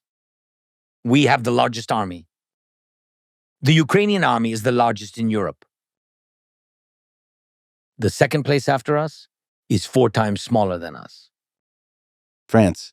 Yes. 200,000? I think the French have about 200,000. We have 980. So this powerful coalition of European nations. That will not be enough. Yes, it's not going to be enough, but you're a smart man. There's a lot of ideas. Partnerships with Global South, India, Middle East, Saudi Arabia, экономические partnerships, political partnerships. It all protects you. First of all, look at one example. North Korea. Just look at this example. 12,000 has arrived. Today, 3,800 killed or wounded. They can bring more. 30, 40,000. Or maybe 500. They can bring many people. Why? Because they have order, autocracy, and everything. Can Europe bring people together? No. Will Europe be able to build an army consisting of 2 to 3 million people? No, Europe will not want to do this. And for what? We definitely don't want a world war with you. There is no such purpose. There is no such purpose as gathering everyone. We do not want any war. We want to stop the Russians. And they invite North Korean soldiers. Invited. Their faces are burned. They themselves burn their faces. Those who cannot escape, injured or killed. There's a video. Everything I'm telling you, there is evidence of this. So that they are not recognizable, right? It means, what does it mean? It's out of values which share Europe. Europe counts. It means that those guys, they don't count Rahuyut. It's count, yes? They don't count the number of people. That is the answer. Can they move more? Yes. Can they move dozens of thousands? Yes, because we see what they have. Last year, for example, Europe gave us 1 million artillery rounds. We produced a lot ourselves, but they gave us initiative. It was initiative. 1 million artillery rounds and of 155 and etc. We produced more. But North Korea gave Putin 3.7, just gave him. So he also has a deficit for today. It means he needs what? He needs time. But the number of soldiers Yes. and the number of artillery rounds is not everything. As you have said, let's say Donald Trump guarantees security for 4 years. You can form partnerships with India, with Saudi Arabia, that enforce punishment, the stick, on oil prices, for example, if any aggressive action is taken. You can actually even build, I've met a lot of incredible Ukrainian tech people, IT people. You could build great companies that form partnerships with the United States, that form partnerships with China. And that is a big leverage against aggression of however many million artillery rounds. And that, a sheet of paper, you don't need a sheet of paper of protection. Ah, that's you. Well, when you speak In English. in English, yeah, you don't even need answers, because when you now were talking, you already answered on all the questions. The first one is that during this time, you need just cooperation, a lot of money for this military industry. In Ukraine or in Europe, with India, Saudi Arabia, Saudi, and the United States, you need a lot of money. So the question is where you will get it. So my answer was to Trump. I said, this is one of the security guarantees. Take 300 billions of frozen Russian assets. We will take it. Take money, what we need for our interior production, and we will buy all the weapons from the United States. We don't need gifts from the United States. It will be very good for your industry. For the United States, we will put money there, Russian money. Not Ukrainian, not European, Russian money, Russian assets. They have to pay for this. We will put it and we will make it. This is one of security guarantees? Yes, of course. Because this is a military guarantee, yes. But then the second you said that energy price and a lot of sanctions on products and the Russian shadow fleet and etc. That is the second answer we spoke about before. Yes, put more sanctions on them. More sanctions. It's okay. Not okay. to take off sanctions. It's okay with you, but it's not going to be okay with the president of Russia. Yes, but I'm not thinking how it will be very good for him. He's still a killer. I understand, but unfortunately, the reality is that a compromise is needed in order to reach an agreement. In your understanding, the fact that he is no in jailed after all the murders, he is not in jailed assuming all the murders, and no one in the world is able to put him in his place, send him to prison. Do you think this is a small compromise? This is not a small compromise, and to forgive him will not be a small compromise. To forgive, no one will forgive. This is absolutely impossible to forgive him. We cannot get into the head and soul of a person who lost their family. Nobody never will accept this. Absolutely impossible. I don't know, do you have children? No, not yet, Okay. but I would like to. Yes. God bless. And this is the most important thing in life. And they simply took away the most precious thing from you, will you ask? Who ruined your life before going to rip their head off? I'm just curious. They took your child away. Are you going to ask who did this? And they will answer that dude did this. You will say, oh, well, then there are no questions. No, you will go fucking hell and bite their head off. And it will be fair. Can murderers be forgiven? That's why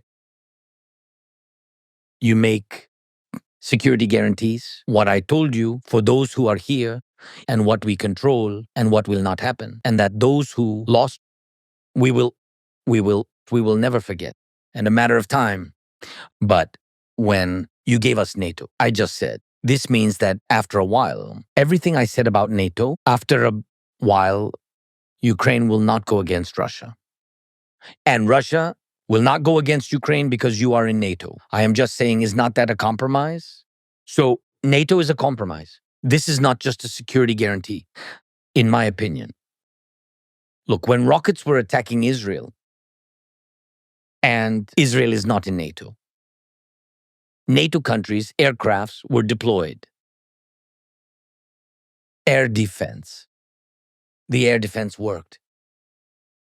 Operated by different Middle Eastern countries. These are also security guarantees. And by the way, Israel has nuclear weapons. So why do they need NATO when in fact they have more than NATO has? The American, British, and French aviation stepped in. There was ADA. I don't remember from Jordan. Listen, thousands of missiles were shot down that way. This is what is this? So it's a guarantee of safety. It's just that it's not called NATO. Is some Uncle Vova irritated by the word NATO? There's a problem with the word. And I think he's simply irritated by people who are alive and living here. If you believe this, it will be very difficult to negotiate. If you think that the president of a country is completely crazy, it is really hard to come to an agreement with him. You have to look at him as a serious person who loves his country and loves the people in his country. And he conducts, yes, Who are destructive you? military Who actions. are you talking about now? Who loves his country? Putin. Do you think he doesn't love his country? No. What is his country? He happened to consider Ukraine his country. What is his country? Explain it. Tomorrow he will say that it's America. No pity for the Chechens? Do they look like Russians? Do they speak Russian? Of course. Of course they learn in schools like anywhere there's been Russification. Who are the Chechens? A different people. Another faith, other people, another language, a million. Eliminated. And eliminated how? How did he kill them? With love? I know, fuck. By hugging. In Ukrainian, as we say, strangling by hugging. I love you so much. I love you so much that I want to kill you. That's his love. And that's not love. You're mistaken. He does not love his people. He loves his inner circle. It's only a small part of the people. He doesn't love them. Why? I'll explain. You cannot send your people to another land to die, knowing that they will die. Children, my daughter, she is 20 years old. For me, this is a child. She is already an adult, of course. But she is a child. The boys he sends are 18 years old. 18 years old. They are children. He sends them. It's not that fascists came to his land and he needs to defend it. He came to ours and he sent them. Chechnya, he sent them. Syria, he sent them. Africa, he sent them. Georgia, he sent them. Moldova, Transnistria, that was before him. Fine, we can leave that aside. He has enough sins of his own. And then there's Ukraine, the largest part. 780,000.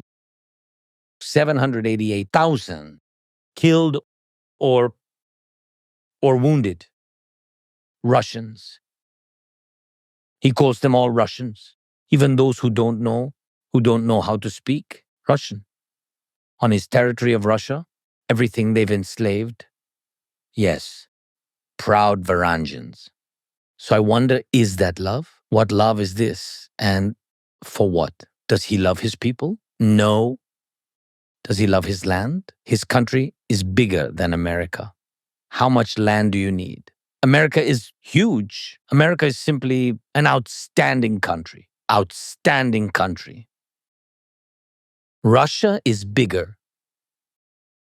Well, just bigger. So ask yourself, does he love them? What is he doing? And what does he love? Do you think he's been everywhere in his Russia? It's impossible to get around it. He hasn't been everywhere. He just hasn't. Well, I believe that Donald Trump loves America, and I don't think he has been I'm to every sure. single American city. No. I saw And- his rallies. So many Yes. rallies. No, let's Let's be honest. Let's be honest. He had it and I saw it, and it's very difficult. He's not 18. Yes, but he's strong. And this is his will. Everywhere where the war is. I'm sure. I pray to God it never will be on your land, yes, and I'm sure that it will not be. But I'm sure that if you have in some region the problems, how to say earthquake, hurricane, you have it all. Well, I'm sure that President Trump would be there. After 1 day, 2 or 3 days, I don't know the security of all these things, but he will be. Otherwise, how will people look at him? Yes, of course he will. Of course. The same about me. I'm not comparing myself with him. I'm just, where it is difficult for people, I have to come. The next question is very simple. Region. Kursk region. The operation there. Was Putin in Kursk during 4 months? No. Listen, I have tremendous respect for you, admiration for many reasons, one of which is you stayed in Kiev. And another one is that you visit the front and you talk to the soldiers in the front and you talk to people all across Ukraine. Absolutely tremendous respect for that. So, Thanks. and not enough people say that, I had a conversation with Tucker Carlson, for example, and, I said that you're a hero for staying in Kiev. And he said, well, he just did a thing that every leader should do. But I think not enough leaders do the thing that every leader should do. So tremendous respect. And I agree with you totally. Yes, a leader should go to the front of a war. That said, America has waged wars all across the world. That has the war in Afghanistan and Iraq cost $9 trillion and killed over 1 million people. War is hell. And that just because war is waged in terrible ways that it is, does not mean the leader does not love their country. But I take your point. I once again have a dream that even if there's hate, that you sit down with Donald Trump and Vladimir Putin and you find a way to peace. Let me ask you a question. What do you think? Will there ever be a day when the Ukrainian people forgive the Russian people and both peoples will travel back and forth again and marry each other, rekindle and form friendships? Will there be such a time in the future? I think history has long answered this question. I don't know how it will be for us. It will be in the future. Without a doubt, history has shown this time. And again, after every devastating war, one generation, one country recognizes that it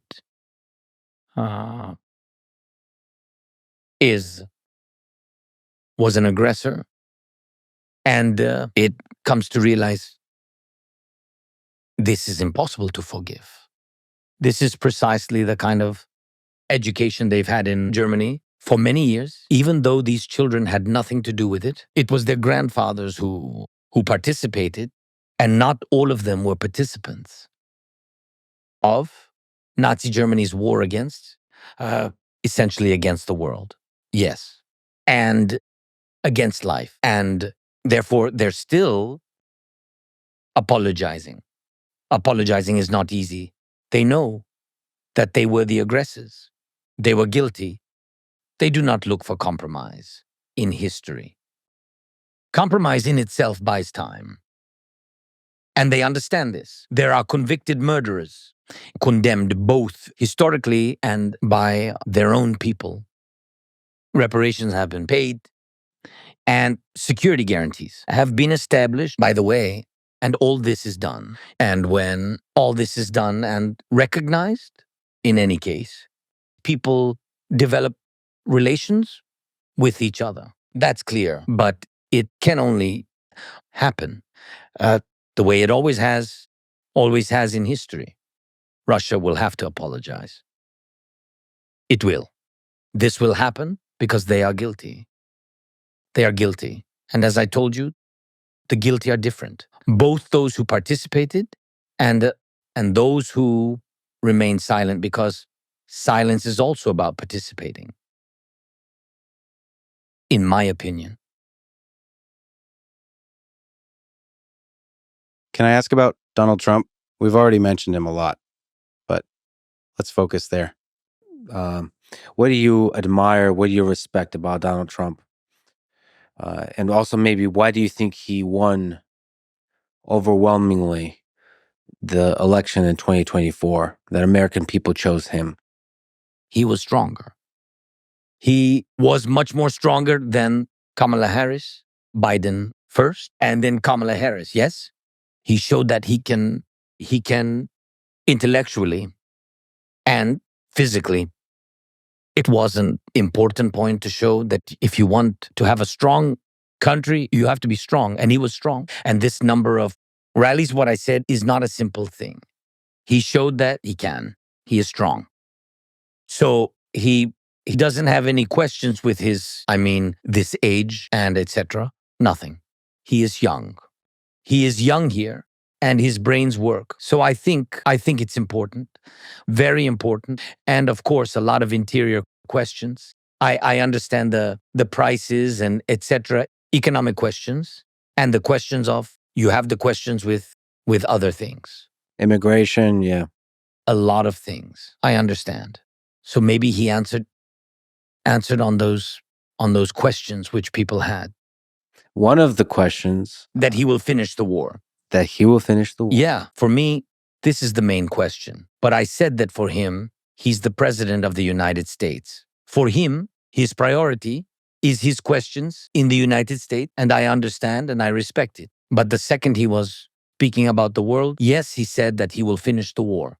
And I hope very much, because I think that our people really support his idea.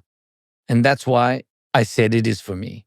It's very, very important to have enough people around him who will have connections with him with the right things. For me, the truth is very right things. What's going on really on the battlefield? What's going on really with Putin and Russia? What he really wants, and that is just to have it. Before any decision, you have to be at the same level of information. And we need him to know everything from us, from you, from people in Ukraine, from people around who are really afraid that Putin doesn't want to stop the war, afraid that he will come back with his aggression. So first of all, I should mention that our conversation today will be translated and dubbed into Ukrainian, English, Russian, other languages, Spanish. So you're in your voice. So there are great guys originally from Poland. It's a company called 11 Labs. They've trained an AI. Artificial intelligence sounds truly remarkable in your voice. You have the freedom to speak in any language you choose, but no matter what, you will always find yourself returning to speaking in Ukrainian. That is, when you talk about Donald Trump, you can do it in Ukrainian or Russian. Everybody understands. Everybody understands. But you said that there's some things about the war that maybe Americans don't understand. So we talked about Putin. We talked about the security guarantees, but the reality of war, what's happening on the ground, what do you think that people should understand? First of all, they have to understand the idea of Putin's war. It is very important for him. I consider this process. I think it is very important for him not to give Ukraine independence. To prevent Ukraine from developing as an independent country, for him, influence on Ukraine cannot be lost. And for him, it is, like I think for him, this is such a goal in this last mile, and certainly for him, the last mile and of his uh, political life. And I think that this is the goal for him. The second story, I do not want to talk about these banalities, that he wants to return all the territories of the Soviet Union, influence over them. He does this little by little. I just don't want to. People need to know details. For example, Georgia, which was headed towards the EU and NATO, completely turns towards Russia, regardless of the fact that they have frozen conflicts. They have in Abkhazia what we have with Donbass, which is controlled by militant rebels. Abkhazia is not developing, it's just a very beautiful part of Georgia. That has died. And if you have the opportunity, then go there someday. You will understand. It simply died because Putin wanted to. He wanted not to allow them to develop because a frozen conflict means that you will not be accepted in the EU, and certainly will not be accepted into NATO, because right now, yes, they do not take you because of a frozen conflict. And this is what Putin did. It's very important for him not to lose this influence. That is, he turned back Georgia, young people, students, everyone leaves, and this is a fact. Georgia is quite small, and they will leave. They want to live in Europe. They want to develop. Somebody in the United States, somebody in Europe, somebody in the EU, somebody in Britain. He will now fight for the Moldovan parliament. This is his second step. You will see in April what happens. You will see, he will start turning Moldova away from Europe. Although they want to go there, he does not care. There will be a pro-Russian party, and they will do something with the current president because she has won the elections. She is pro-European, but he will turn this back. The next steps are completely clear. He will do everything wherever he has lost influence, where there was influence of the Soviet Union. He'll turn it back as much as possible. And we understand at what price. You have seen Syria. You saw these tortures, what we saw in Bucha, what we saw everywhere we came and where our territories were occupied. In Syria, the same happened. There were 1,000 people there. And you have seen it. Scientists were found. Doctors were found. It is clear that any people are capable of generating their own opinion, show their skills, develop society. Everyone who can express an opinion, everyone who can shape the independence and maturity of society, such people are not needed. And he wants this in Ukraine. And therefore, everyone should understand that Ukraine is like a large wall. From that, Europe, and if, God willing, President Trump does not withdraw from NATO. Because again, I believe that this is the biggest risk. I think two steps. Two steps that Putin would like to see is a weak NATO. And this without Trump, and a weak Ukraine, which cannot survive on the battlefield, simply cannot survive, and prevent me from building a strong relationship with Trump. I think these two steps, leaving NATO and Ukraine's weakness, will lead to a large-scale war, which Putin will wage on all the territories of that Europe, post-Soviet Europe. I mean, Soviet Europe, not post-Soviet, but post-World War II period. That is Soviet Europe, Soviet-era Europe, in order to completely control everything there. This is what he will do. And besides this will happen in any case. Even if the US is thinking about leaving NATO, this war will affect the United States because North Korea is the first sign.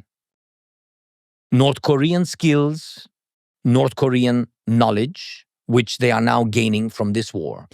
These include mastering new technologies, large-scale drones, missiles, how it works, the kind of technological war we have today, cyber war, etc. All these skills Korea will bring home and scale up in that region. And this will be a risk for the Pacific region. Security first and foremost. For Japan and for South Korea, they will face these risks 100%. And it will be clear that Taiwan will also have to face them. Without this, it is impossible. This is already happening. This is already happening. Therefore, I think that President Trump has all power to stop Putin and give Ukraine strong security guarantees. We've been talking for 2 hours. At the pause. You want to take the Yeah, break? we will make a pause. We can have coffee, right? Coffee? Let's do it. Yeah. And give the interpreter. He's Yeah, he's some water. struggling. Some water. We keep switching languages. Like a dragon, you know? 3 heads, 3 translators. So one of the difficult decisions you had to make when the war began is to enact martial law. So when you won the presidency, you were the warrior for freedom. In fact, this war is for freedom, for freedom of the individual, freedom of speech, freedom of religion, freedom. But a lot of freedoms had to be curtailed, sacrificed in this fight because there's so much focus on the war. Do you see the tension? Do you feel the tension of that, the sacrifice that had to be made in democracy, in freedom, in fighting this war? In any case, this war is for our freedom. Generally speaking, to be honest, when you understand over time, when the war passes, you understand that your main values are at home. This is your home, your children, your love. God willing, parents are alive. And if not alive, then their memory visiting their grave. Choosing how to work, how much, preferably choosing where to work. All this is freedom. Freedoms are not just a desire, they are an opportunity. In any case, you are right because war is a limitation of opportunities. In any case, you fight for these opportunities. Your parents and God gave you life, right? You fight for your life. But we need to understand that first there is a war, and then martial law is introduced. Martial law is not introduced because someone wanted to. You say, this is not Pinochet, and so on. This is a completely different story. An aggressor came, and according to your legislation, if the border is violated, if there is armed aggression, you have all this written down, long ago written out in legislation. You introduce martial law, and the introduction of martial law everywhere at all times means, in any case, a restriction of opportunities. If opportunities are limited, rights and freedoms are restricted, therefore the war itself restricts rights and freedoms. Yes, and you can't do anything about it. We try honestly to balance as much as possible. I believe that the business sector works despite the difficulties of the war, and we do everything somewhere, there somewhere to reduce some load. Unfortunately, we cannot reduce taxes. On the contrary, a military tax is used for war. You need to take money somewhere.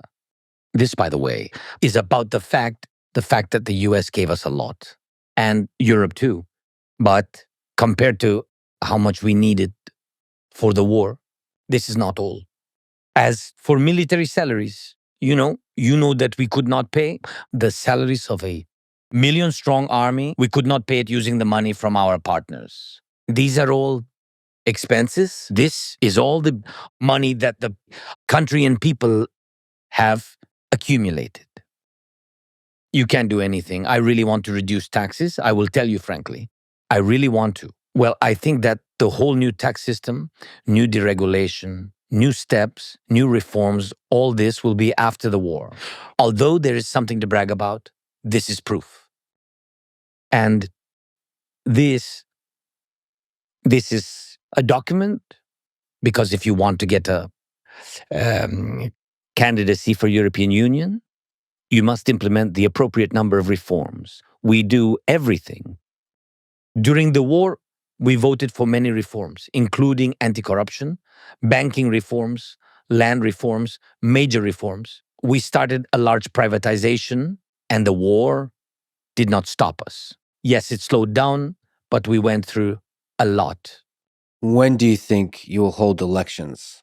Because for people who don't know, part of the martial law, elections were suspended and they were delayed and delayed and delayed. And I think the next sort of plan is in February of 2025. But when do you think there will be presidential elections in Ukraine?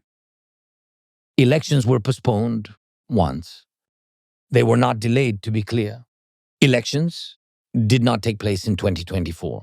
That year, first of all, we need to understand the Constitution. They were scheduled to be held in the spring of 2024. Due to martial law, under the Constitution, you cannot do this. These are the presidential elections. The parliamentary elections did not take place in the fall of 2024, according to the Constitution.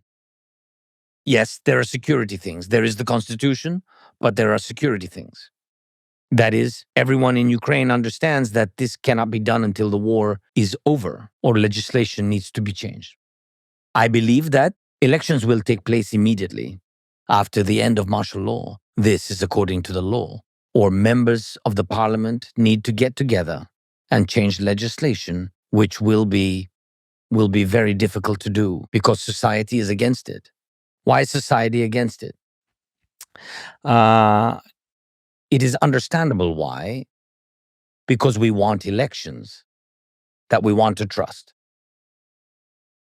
8.5 million people went abroad. The infrastructure needs to be created for these millions of people to vote. Millions of people in the occupied territories. I'm not even talking about the occupation of 2014. I'm talking about the occupation right now. What to do with these people? This is a difficult question. And one of the most unfair ones is how to vote without having 1 million soldiers. That is, it is impossible. We need to think about how to change the system if the elections are held in times of war, change the legislation, which should include changes to the voting system. To think about online voting. Everyone is afraid because of certain attacks, like cyber attacks, and so on. But we need to think about it. I really think that it's possible that we can end the war in 2025. In January. Oh, We've already agreed on it. I would very much like to. I would very much like to. After the war? And immediately. Yes, immediately. In the year of the end of the war. It's a fact. Why? Because when martial law ends, you can immediately vote in parliament to hold elections. And then everyone will vote because there are no restrictive measures. And after they vote, I think elections can be held in 90 days, something like that. Yes. And this means that immediately after the end of the war, elections may take place in 90 days. Are you running for re-election? Even I don't know, really. I don't know. It is a very difficult question. It depends on how this war will finish. It depends on what people will want. Mostly, it depends on people. First of all, and of course, my family. We had no time to speak about it with my family, and of course didn't have a chance because we don't think about it now. I mean, it's something, there are a lot of some, not a lot of, but enough voices in Ukraine from politicians, opposition, and etc. about this. So I guess, but we don't think really seriously. Didn't think seriously with my family about it. So this is war. I mean, how to think about what will be after? It's very difficult, really very difficult. If we look at the field of candidates, maybe you can give your opinion about the set of ideas you see out there, including your own, about the future of Ukraine. As I understand, the candidates include Poroshenko, Zaluzhny, Arestovich, Budanov, Klitschko, and many others. This is the internet speaking to me. What do you think of the space of ideas that these candidates represent? I think it can be, and there can be even a bigger number of candidates. Yeah, I don't really know what will be. They have rights to participate if they want to. Yes, if they really want to and can, they can go and do what they want, honestly. Most important is what are they doing now? I think that all these people are the famous Ukrainian people, and it's important for them to do everything they can today, not begin any election campaign. I think this what can divide our people to have the elections, during the war. I mean, this make steps, speak about elections a lot, make a big mess about it. I think this is not right. That's why I'm not agreeing with some of these people. But they can, and I think that they can, and maybe some of them will. And it's okay. It's normal. It's very normal.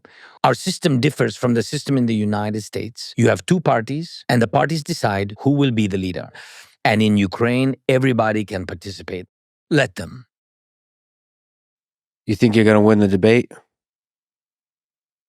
You versus Zaluzhny, Poroshenko, Arestovich, and you decide to run. Do you think you're going to win the debate? Or you're again focused on the war and everybody should be I'm focused? really focusing on the war, and I understand. I think I think the most difficult debate is what will be brought to the table, and we spoke about it. It will be during the war. How to finish the war. I think that is my goal because it will be one of my most complicated debates. And for any president who is in a war, of course, but I think this is my goal to win those debates. And the other things are not for today. As I said, the dream I have is it's a historic opportunity to make peace, to make lasting peace soon. So I'm glad you're focused on that. Let me ask a question about that a lot of people in the United States think about.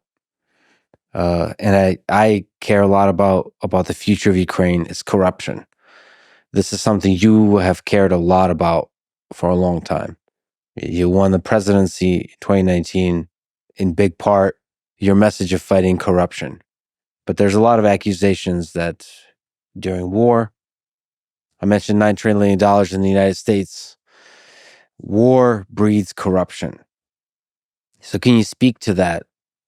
How you have been fighting corruption, and can you respond to the accusations there has been corruption in Ukraine? It's very simple. First of all, we really have a very sophisticated anti-corruption system. Sophisticated not in the sense that it's difficult to understand, but in that it really consists of many elements. It's the most sophisticated in all of Europe. This is another requirement of the European Union. It was a requirement for Ukraine. And for many years, Ukraine was not trusted. I want to tell you that under me, we all voted for bills, all the anti-corruption reforms, almost all reforms, and all anti-corruption bodies today are independent. They work as requested. I still believe that they are not perfect yet. There are many issues. There is a judicial system, but also a judicial reform that our partners, the United States plus the EU, demanded from us. This is all written out. This is written out in specific laws, in specific decrees, in specific decisions. We did this. We've done 99% of this. If something has not been done, it means that it is on the way. But in principle, all this exists, and there is no such system as we have in Europe. To say that we do not have corruption would be lying. We just talk about it openly.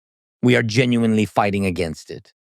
Look, we have sitting in our prison Ihor Kolomoisky, who is the most influential Ukrainian oligarch since independence. And no one could do anything about him. The United States of America wanted to have Kolomoisky, and they went to great lengths because of money laundering, etc. There are criminal cases in the United States, I think in Delaware, something like that. Neither Europe could do anything about it. That is, we did a lot with oligarchs. Russian oligarchs, sanctions were imposed. They were thrown out. Some of them fled the state, but they are all under sanctions. We exchanged some of them for our soldiers, such as Medvedchuk, to whose daughter Putin is godfather. That is, we fought against the strongest influential oligarchs, which are and were in Ukraine, and we eliminated a lot of corruption. Of course, corruption exists in everyday life. It exists, but institutionally, I am sure that Ukraine will overcome all this. This takes a little time. I would say honestly that, listen, what we call corruption, and in some state of the world is called lobbyism. But this does not mean that there is no corruption there. Let's take the aid you mentioned during the war. First of all, we have no money. We have no money except for the war. We received weapons from the United States of America, from Europe. If we take, for example, money from the United States of America, during all this time of the war, around 177 billion have been voted for or decided upon. 177 billion. Let's be honest. We have not received half of this money. The second point, which is very important just as an example, is it corruption? The first question, whose corruption? This is the second. Here is just one small example for you. When the United States began to transfer us weapons, it was American money, but American weapons. Money for these weapons. As a president, I had cargo jets. Not in Ukraine because of the war, we moved them very quickly to Europe. We had cargo. We have good cargo fleet. Very good. Because of Antonov. So I asked American side to grant me the opportunity because our jets are at another airfield. And I asked America to give me the opportunity to use our jets for transfer, not to pay a lot. To whom? To your companies, to American companies. No, I didn't get this opportunity. My jets stayed put. And the United States jets, cargo jets, move these weapons. But everywhere you have to spend money. So we could get more weapons, but we have to pay for this very expensive fleet. My question, is this corruption or not? Or lobbyism? What is it? You mean corruption on the part of the U.S. companies? Yes, making such decisions. Yes, I got it. The lobbying for such decisions involves some companies that make these decisions. But I can't be open about it, and I couldn't speak loudly about it. I didn't want, nor did I intend to cause any scandals to arise, because otherwise you can freeze the support, and that's it. And that's why when we talk about corruption, we must ask who is involved. If we had 177, and if we get the half, where is the half? If you will find the second half, you will find corruption. There is a perception of corruption. People like Donald Trump and Elon Musk really care about fighting corruption. What can you say to them to gain their trust that the money is going towards this fight for freedom, towards the war effort? In most cases, we did not receive money, we received weapons. And where we saw risks that something could be happening with weapons, we cracked down hard on everyone. And believe me, this is not only about Ukraine. Everywhere along the supply chain, there are some or other people and companies who want to make money. They try to make money on the war. We did not profit from the war. If we caught someone, believe me, we cracked down hard on them. And we did that. We did that. And we will continue to do so because to this day, when someone says that Ukraine was selling weapons, and by the way, Russia was the one pushing this narrative, we always responded. Our soldiers would kill such people with their own hands without any trial. Do you honestly think anyone could steal weapons by the truckload when we ourselves don't have enough on the front lines? And yet we have to provide proof to defend ourselves. Because when there's an abundance of such misinformation, distrust starts to grow. And you're right, people listen to various media outlets, see this, and lose faith in you. In the end, you lose trust. And with it, you lose support. Therefore, believe me, we are fighting more against disinformation than against particular cases, although I still emphasize once again, at the everyday level, such things are still important. We catch these people and we fight them.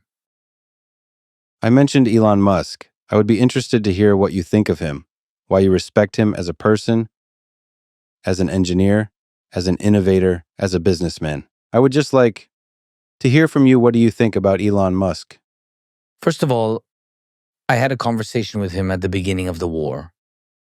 I talked with him. I respect him, first and foremost.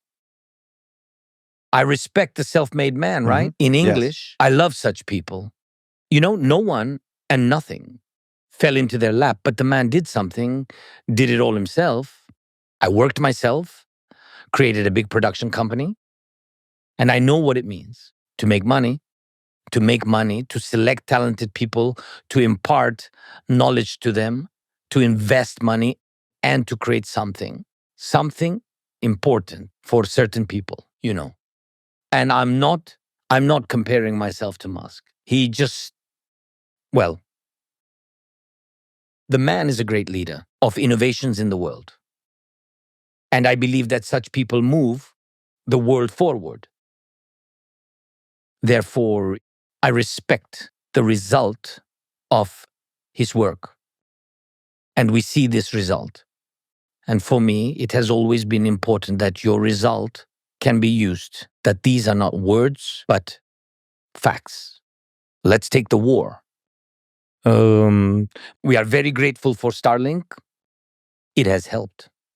We used it after Russian missile attacks on the energy infrastructure. There were problems with the internet, etc., with connection.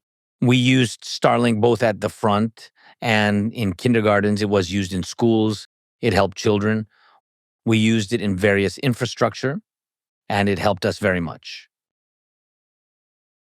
And I would very much like Elon to be on our side as much as possible to support us. And yes, I am grateful to him for Starlink. Truly I am. First of all, so that our guys have a connection and children too. And I am really grateful to him for that. I would like him to come to Ukraine, to talk to people here, and to look around, and so on. Has Elon visited Kiev or Ukraine yet? No. I hope the Kiev airport will open soon. Then it will be easier to fly in. Yes, I am looking forward to it. Maybe we will open it, but only. And you must understand, if the war is over, there must be sustainable peace. and air defense systems, to be honest. And we must ensure that they are long-lasting and effective. Let's take the airport, for example, and let's focus on the airport in Rzeszów, which you know very well as it is handling important cargo for Ukraine in Poland. And there are Patriot systems there because everyone understands what the risk is. Well, Russia is a risk, and therefore we need air defense systems. And today take, for example, the air defense system of one city or another that is being shelled and move it to the airport. Well, that would be dishonest. People are more important than planes. But there will be a moment, and Trump, by the way, I think that the war will end, and President Trump may be the first leader to travel here by airplane. I think it would be symbolic by airplane. Again, January 25th, around that date, right? Flying in, meeting the Air Force One. That would be cool. Elon Musk. I will meet you there for the second time too, on the plane. With pleasure. And you, by the way, before I forget, let me ask, are you coming on January 20th for President Trump's inauguration? I would like to, of course. I will be considering what is happening then in the war, because there are moments of difficulties, escalation, many missiles, etc. But honestly, well, I can't. I can't come, especially during the war, unless President Trump invites me personally. I'm not sure it's proper to come because I know that in general leaders are, for some reason, not usually invited to the inauguration of presidents of the United States of America. Well, and I know that there are leaders who can simply come, want to come, and will come. Yeah, I know. And I know the temperament of some of these people. They can come at their discretion. This is very, very difficult for me. I am the kind of person that cannot come without an invitation. This is Putin. We did not invite him. He came to us, so to say. And me? I can't do that. No, but didn't he publicly say that? It would be great if you came to the inauguration. Or you mean, did he invite it officially? No, wait, look. Listen, I am against any bureaucracy. I get rid of it as much as I can. But, well, there are some complexities involving security. I decide and I fly. And the United States of America officially provides security. Not that I need this, mind you. I do not ask for helicopters to fly around and protect me, but they will simply do it themselves, the security service itself. They had to do it. I don't want it. And sometimes I don't need it. And I'm asking them. It was, for example, before the war. I think, yes, it was before the war. I had a meeting, yes, with President Trump. It was in 2019. I just wanted to go for a run early in the morning because I really wanted to exercise. And those tall bodyguards, a lot of them, they decided to join me, but I couldn't really do it because they were in suits and I was in sportswear. I said, no, I can't. It's always funny. I don't want to, I don't want to disturb anybody and cause anyone problems with me. And that's why if he will invite me, I will come. I thought he invited you. Yeah? Yeah, I thought he publicly invited you. But okay, I hope to see you there. I think they had to Okay, to do some of their steps. I don't know, but Step. Yeah. The stamp was missing. yeah, but with pleasure with my wife, of course, and I think it's important. It's important. All right, let's get back to a serious question. Sometimes they say it in America, this question of who is really in power. So let me ask, is someone controlling you? For example, oligarchs, American politicians, Yermak. I wanted to bring in this up because I have been here in Ukraine twice since the invasion of 2022. And one of the things I've learned, is that actually nobody controls you. And this is one of your strengths as a president, as a person, that oligarchs and other rich and powerful people like that cannot control you. Can you explain why that is, how you see it? I think, and it is indeed true, that I'm generally difficult to deal with. I am an ambitious person. I can't submit to anyone. I can live by rules, by laws. I believe that this is the only thing that can control any person today. These are the rules and laws of the society or state where you live. And I believe that this is the most important thing. There's no person who could control me. As I once told President Trump, when we had a meeting, by the way, journalists asked if Trump influenced me during the phone call. I told the journalist the truth then. Who can influence me? Only my boy, my son. This is a fact. When he calls asking for something, well, then I lift up my arms. Yes, and I cannot do anything about it because children are children. I have so little time with them. And therefore, when there are these moments, they are precious and important to me. I am ready to do anything. Also, probably my parents, they are an authority for me. Beyond that, I view it more as a system. No one can control the president. Therefore, we have oligarchs who either fled or are in prison because oligarchs usually control cash flows and people and influence politics. And we have concrete examples with sentences. They are not just under house arrest. Not just that, there are some judgments under which their assets were frozen or sanctions were imposed. There are specific people who are behind bars. I think this is the answer regarding the influence. Would they like to influence me in the same way as any president of Ukraine? Because finance and cash flows always influence politics? Well, at least they want to do this. This is regarding the influence. And other people on the vertical, they perform tasks as my managers. Andriy, you mentioned, is one of those managers. Well, I am glad that I have such people. Well, probably there is nothing else to add here. I will just say that your team that I spoke with is an excellent team, excellent people. Thank you. Okay, one last question. The future of Ukraine. If you look 5, 10, 20 years into the future, what can help Ukraine flourish economically, culturally, politically in the future? Digital, it's very important. Digitalization of all the process. We began this work. We have special Ministry of Digital Transformation. Oh, yeah. Yeah. So this is very good. And we also have our DIA. This is the name for all of these services. Yeah. So I think that is the most important. This is, again, this is not only convenient, that will cancel any possibilities for future corruption because you don't have any, you don't have any personal connections with people in the government or elsewhere. So you're just on your phone or any other device. That's it. And I think we are doing very well. We are the best in Europe.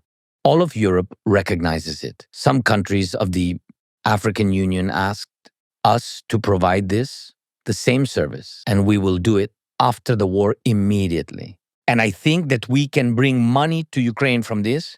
And I think what we also need, we need a tax reform. I think it will be very important for the businesses to return. A lot of support will come, I think, from USA business investment, not as direct aid to us, just to the private sector and resources. And I mentioned this to President Trump and to some European leaders who are our key strategic partners, that we'll be happy, especially with the Americans, we'll be happy to sign these contracts and engage in joint investments in many areas. And I think we can develop oil, gas, green energy, including solar power. And we already have the resources. We can invest money into this. We have oil reserves in the Black Sea that we can exploit, and we need your expertise and the investment of your companies. We have gold and uranium reserves the largest in Europe, by the way, which is also very important. For example, Russia has pushed France out of Africa. They urgently need uranium, which we have, so we are ready to open up for investments. And this will give us, of course, opportunities, jobs for people, revenue. I don't want cheap labor, honestly. What I truly want, especially after the war, to open up for those people who can really contribute and earn. Yes. Yeah, and give a reason to the 8 million people to come back. Yes. It's so important. And they will come and we will recover and rebuild Ukraine. We will be very open to companies. And of course, we will welcome our people back. It's so important culturally.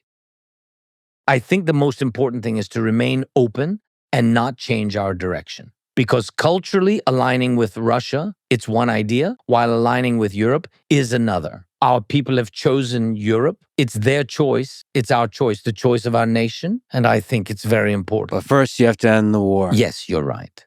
And we will. We want peace, I mean, just to make it clear, we want peace. Just what I always say. You have to come to Ukraine and see for yourself. And people will tell you, no, we can't forgive those murderers who took our lives. But we still want to make peace. And honestly, I think that the highest approval rating of the President of the United States, of Trump, now is in Ukraine. People really believe that he can truly help bring peace. Now they have faith that he can make it happen, that he can support Ukraine, and he can stop Putin, and that he will make sure Putin doesn't get everything he wants. This is very important, and it's why we believe that we must not lose this opportunity. I hope you find the path to peace. Thank you. Thank you so much. Thank you for talking Thank you for today. coming. Спасибо. Дякую. Я забыл. Дякую. Yeah, you started. Thank you very much. Thank you for listening to this conversation with the President of Ukraine, Volodymyr Zelensky. And now, let me answer some questions and try to reflect on and articulate some things I've been thinking about. If you would like to submit questions, including in audio and video form, go to lexfriedman.com/AMA, or to contact me for whatever other reason, go to lexfriedman.com/contact. First, I got a bunch of questions about this. So let me chat about the topic of language and, let's say, the mechanics of multilingual conversation. Perhaps the details are interesting to some people. It also allows me to reflect back on the puzzle of it in this episode and what I can do better next time. I already explained in the intro the symbolic, historic, and geopolitical complexity of the choice of language in the conversation with President Zelensky. As I said, the Russian language is one that the president speaks fluently and was his primary language for most of his life. I speak Russian fluently as well. It's the only common language we are both fluent in. So any other combination of languages required an interpreter, including when I spoke English. He did need an interpreter when I spoke English. And just like I was visibly encumbered and annoyed by the process of interpretation. This is why I tried to speak in Russian to the president instead of English, so that he can directly understand me without an interpreter. I'm willing to take the hit for that, as I am for everything else. I'm not trying to protect myself. I'm trying to do whatever is best for the conversation, for understanding. Though it has been getting harder and harder to stay open, vulnerable, and raw in public, while the swarms of chanting internet mobs stop by with their torches and their color-coded hats, flags, frogs, pronouns, and hashtags. Anyway, there is a lot of nuanced aspects of the conversational language that I would like to explain here. I'll try to be brief. I can recommend a lot of books on this topic of language and communication that reveal just how amazing this technology of language is. For example, for a good overview, I recommend John McWhorter's books and especially his lecture series for the great courses on language. There are several. In the Story of Human Language series, he gives a great discussion on spoken language versus written language, and that spoken language often relaxes the rules of communication. It uses shorter packets of words, loads in a bunch of subtle cues and meanings, all of which, like I'm trying to describe, are lost when there's an interpreter in the loop. Let me also describe some relevant characteristics of my peculiar language abilities, in quotes. I was never good at speaking. I listen, think, and understand better than I speak. For me, this is true for both English and Russian, but it is especially true for Russian. The Russian language allows for much more room for wit, non-standard turns of phrase, metaphors, humor, rhyme, musicality, and, let's say, deforming of words that create a lot of room for creativity in how meaning and emotion are conveyed. You could do the same in English, but it's harder. I actually find that Brits are sometimes very good at this. Like, one of my favorite humans to talk to is Douglas Murray. Setting the content of the conversation aside, the sheer linguistic brilliance and wit of dialogue with Douglas is a journey in itself. I think Christopher Hitchens had the same, and many others. Like I said, especially Brits. Anyway, I'm able to detect and understand a lot of dynamism and humor in the Russian language, but I'm slow to generate it, in part because I just don't practice. I have very few Russian-speaking friends.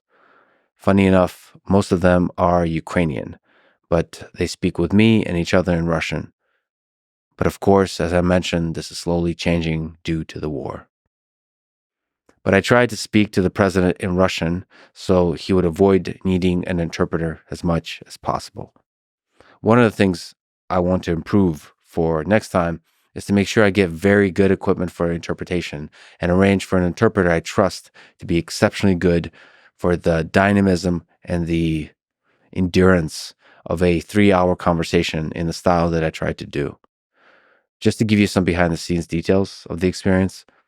So equipment wise, funny enough, it's not actually so trivial to set up wireless connections from us, the two people talking, to the interpreter, and then back to us in a way that's super robust and has clean audio. The audio I had in my ear from the interpreter had a loud background noise. So the whole time I'm hearing a shh sound with the voice of the interpreter coming in very quietly. What a wonderful experience this whole life is, frankly.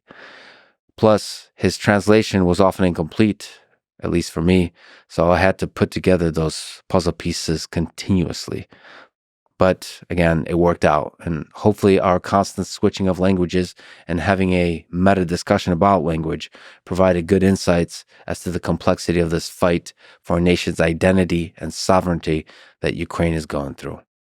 Behind the scenes, off mic, on a personal level, President Zelensky was funny, thoughtful, and just a kind-hearted person.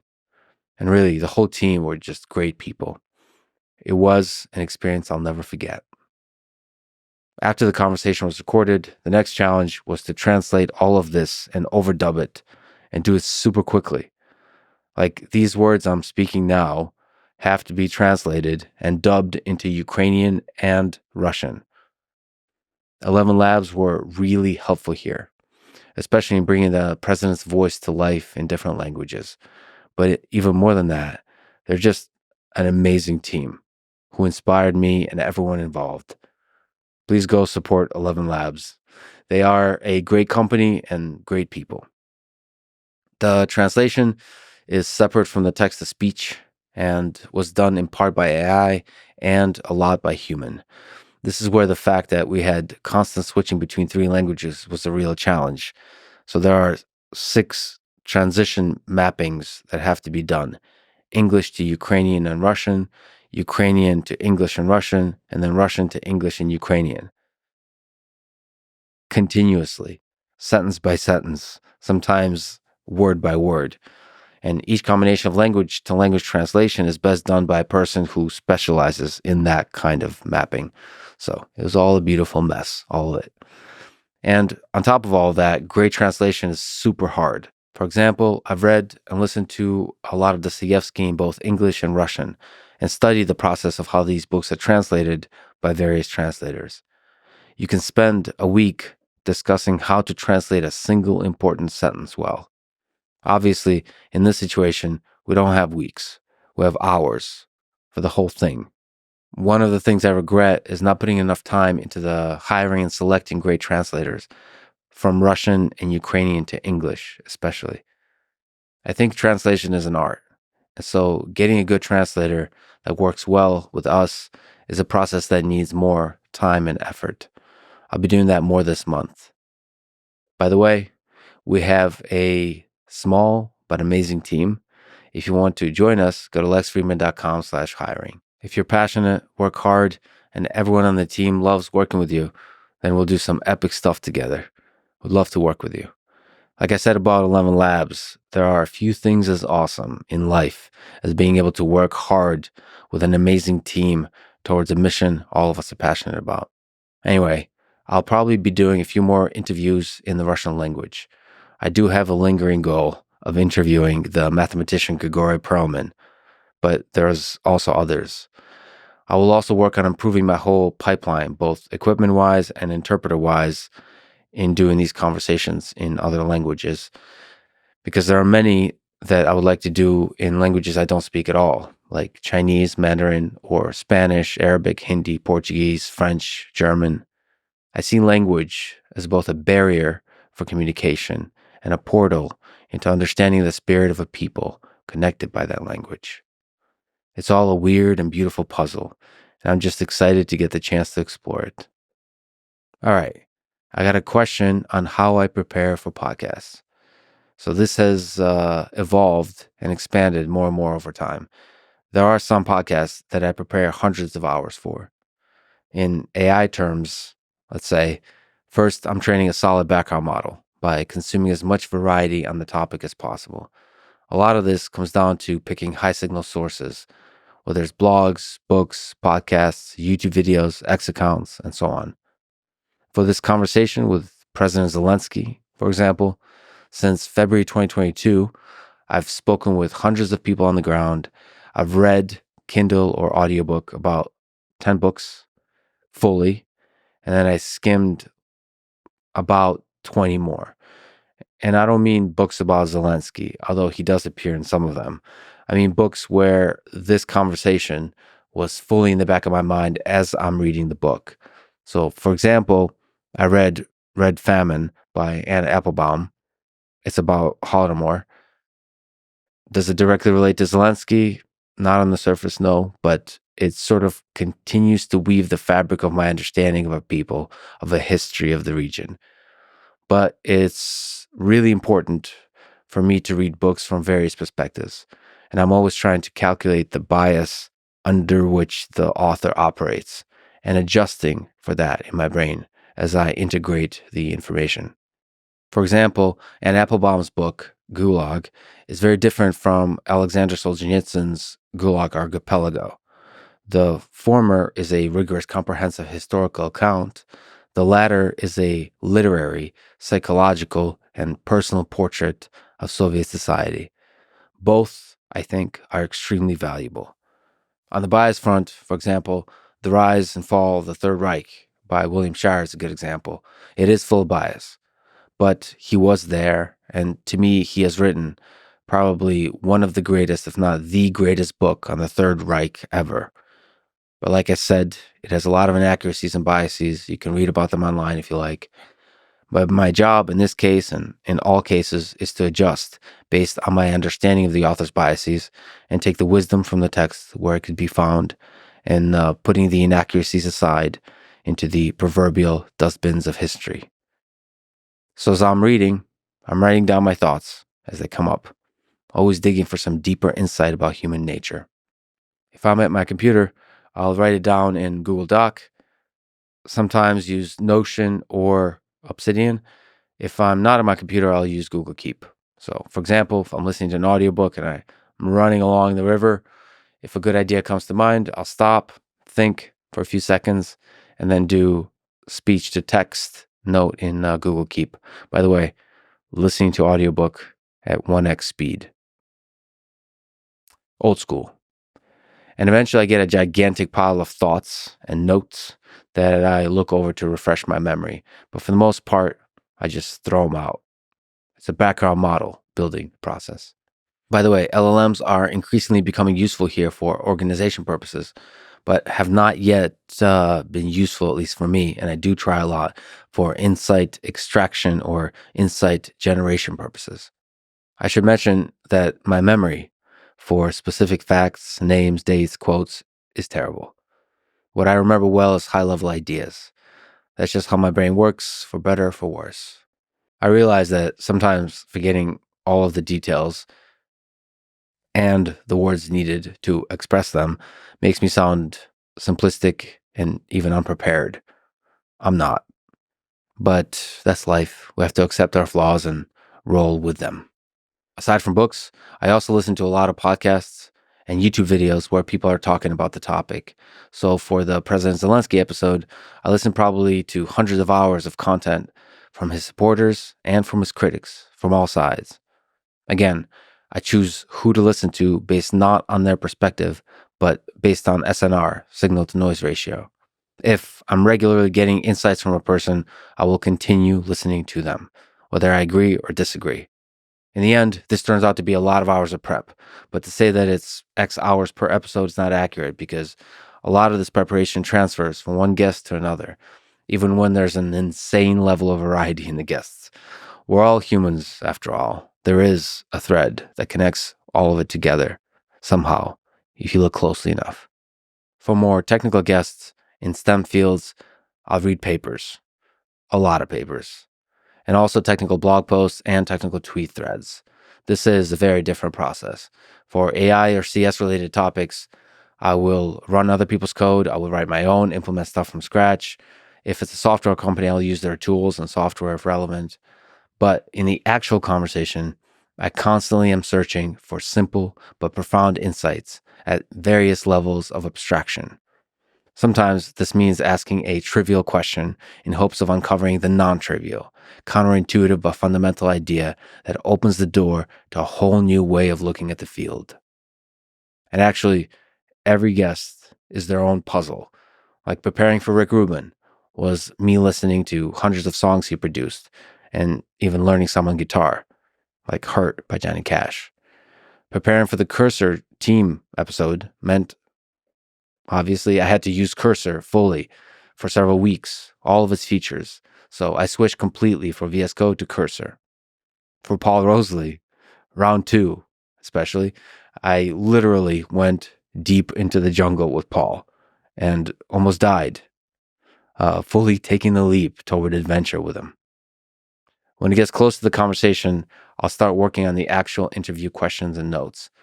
And there I'm asking myself, what am I personally curious about? Like, I love podcasts. I'm a big fan of many, many podcasts. And so I ask myself, what would I want this person to explain on a podcast? And maybe what aspect of their thought process or their humanity would I want to be surfaced or have the chance to be surfaced? In the actual conversation, I always try to put my ego aside completely and do whatever it takes to have a good conversation and serve the listener. This means asking questions simply, trying to define terms and give context if needed, being open-minded, vulnerable, curious, and challenging the guest when needed. Despite the claims on the internet, I do ask a lot of challenging questions, including follow-ups, but always with empathy. I don't need to be right. I don't need to signal my moral or intellectual superiority to anyone. I try to do the opposite, actually, because I want the guest to open up, and I trust the intelligence of the listener to see for themselves if the guest is full of shit or not, to detect the flaws and the strengths of how the guest thinks or who they are deep down. A lot of times when interviewers grill the guest, it doesn't reveal much except give a dopamine hit to the echo chambers who hate the guest.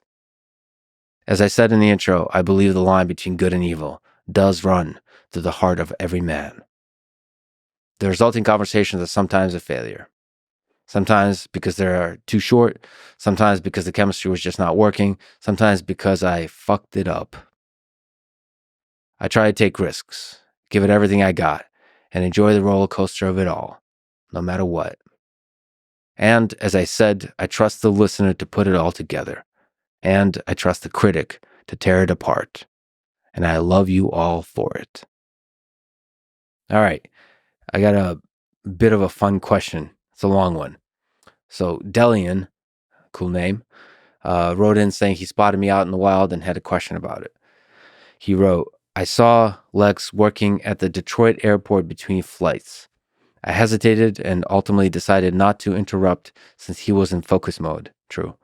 Lex had his headphones earbuds on, listening to brown noise.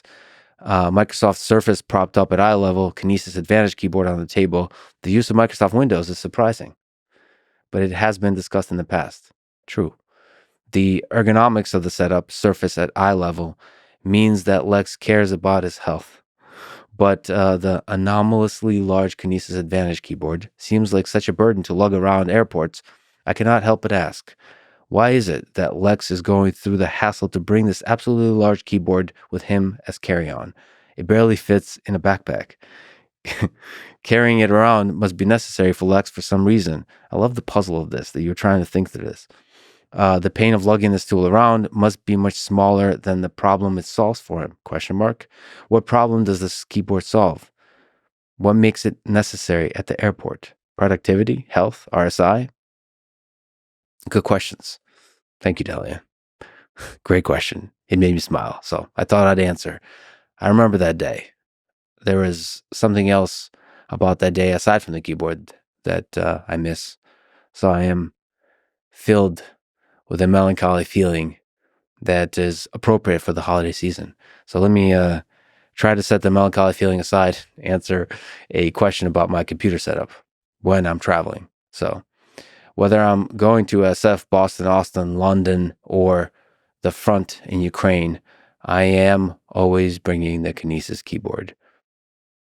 I don't have RSI or any other health issues of that kind that I'm aware of, even though I've been programming, playing guitar, doing all kinds of combat sports my whole life, all of which put my hands and fingers in a lot of precarious positions and situations. For that reason, and in general, ergonomics have never been a big concern for me. I can work on a crappy chair and table, sleep on the floor. It's all great. I'm happy with all of it. So why Kinesis, which by the way is right here?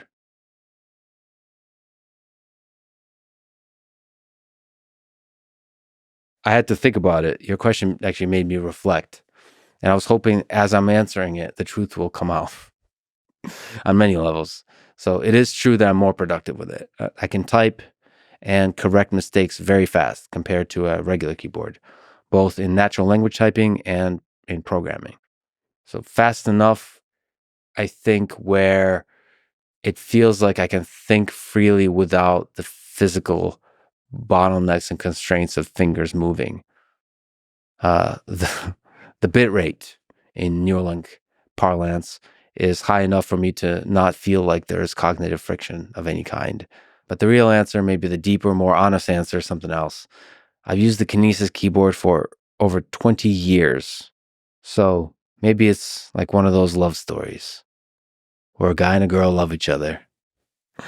And you try to quit because it doesn't quite work. But every time you leave, you ask yourself why. And then you realize that when you're together, your life is just full of simple joys. So what's the point of leaving? What's the point of life if not to keep close to you the things that bring you joy, Delian? Like this keyboard. It brings me joy. It's a bad metaphor, over anthropomorphized, perhaps, but I never promised a good one. I'm like a cheap motel on a road trip. Low quality is part of the charm. I do have some good motel stories for another time. This does not feel like the appropriate time. All that said, to disagree with myself, I did use Emacs also for over 20 years. And in a single week recently switched to VS Code and then Cursor and never looked back. So take my romantic nature with a grain of salt. So yes, eventually I'll have to leave, but for now, you'll keep finding me on occasion in a random airport somewhere listening to brown noise, writing away the hours on this Kinesis keyboard. Now, if you see me without it, maybe it'll give you the same tinge of melancholy feeling I feel now in looking back to that airport in Detroit. Anyway, more about my travel setup, if anyone's curious. I usually do travel with a Windows laptop, but I am mostly using Linux on it through WSL, Windows Subsystem for Linux. And in some cases, I'm dual booting Linux and Windows.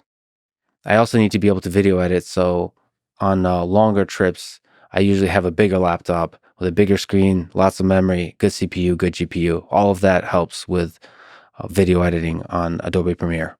In general, I'm extremely minimalist, except for the few, let's call them sentimental things. Like all my podcast recording equipment fits into a small suitcase. I try to keep it as simple as possible. Thank you for the question, and see you at the next airport. All right, I think it's time to bring things to a close.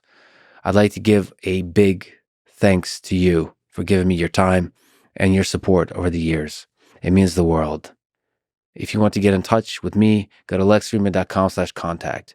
There you can give feedback, ask questions, request guests for the podcast, or submit the Coffee with Lex form if you just want to chat with me over a cup of coffee. I'll be traveling across the world a bunch this year, from Europe to South America and more, so it would be cool to do some small meetups and meet some interesting people. This has been a journey of a lifetime. Thank you for everything. On to the next adventure. I love you all.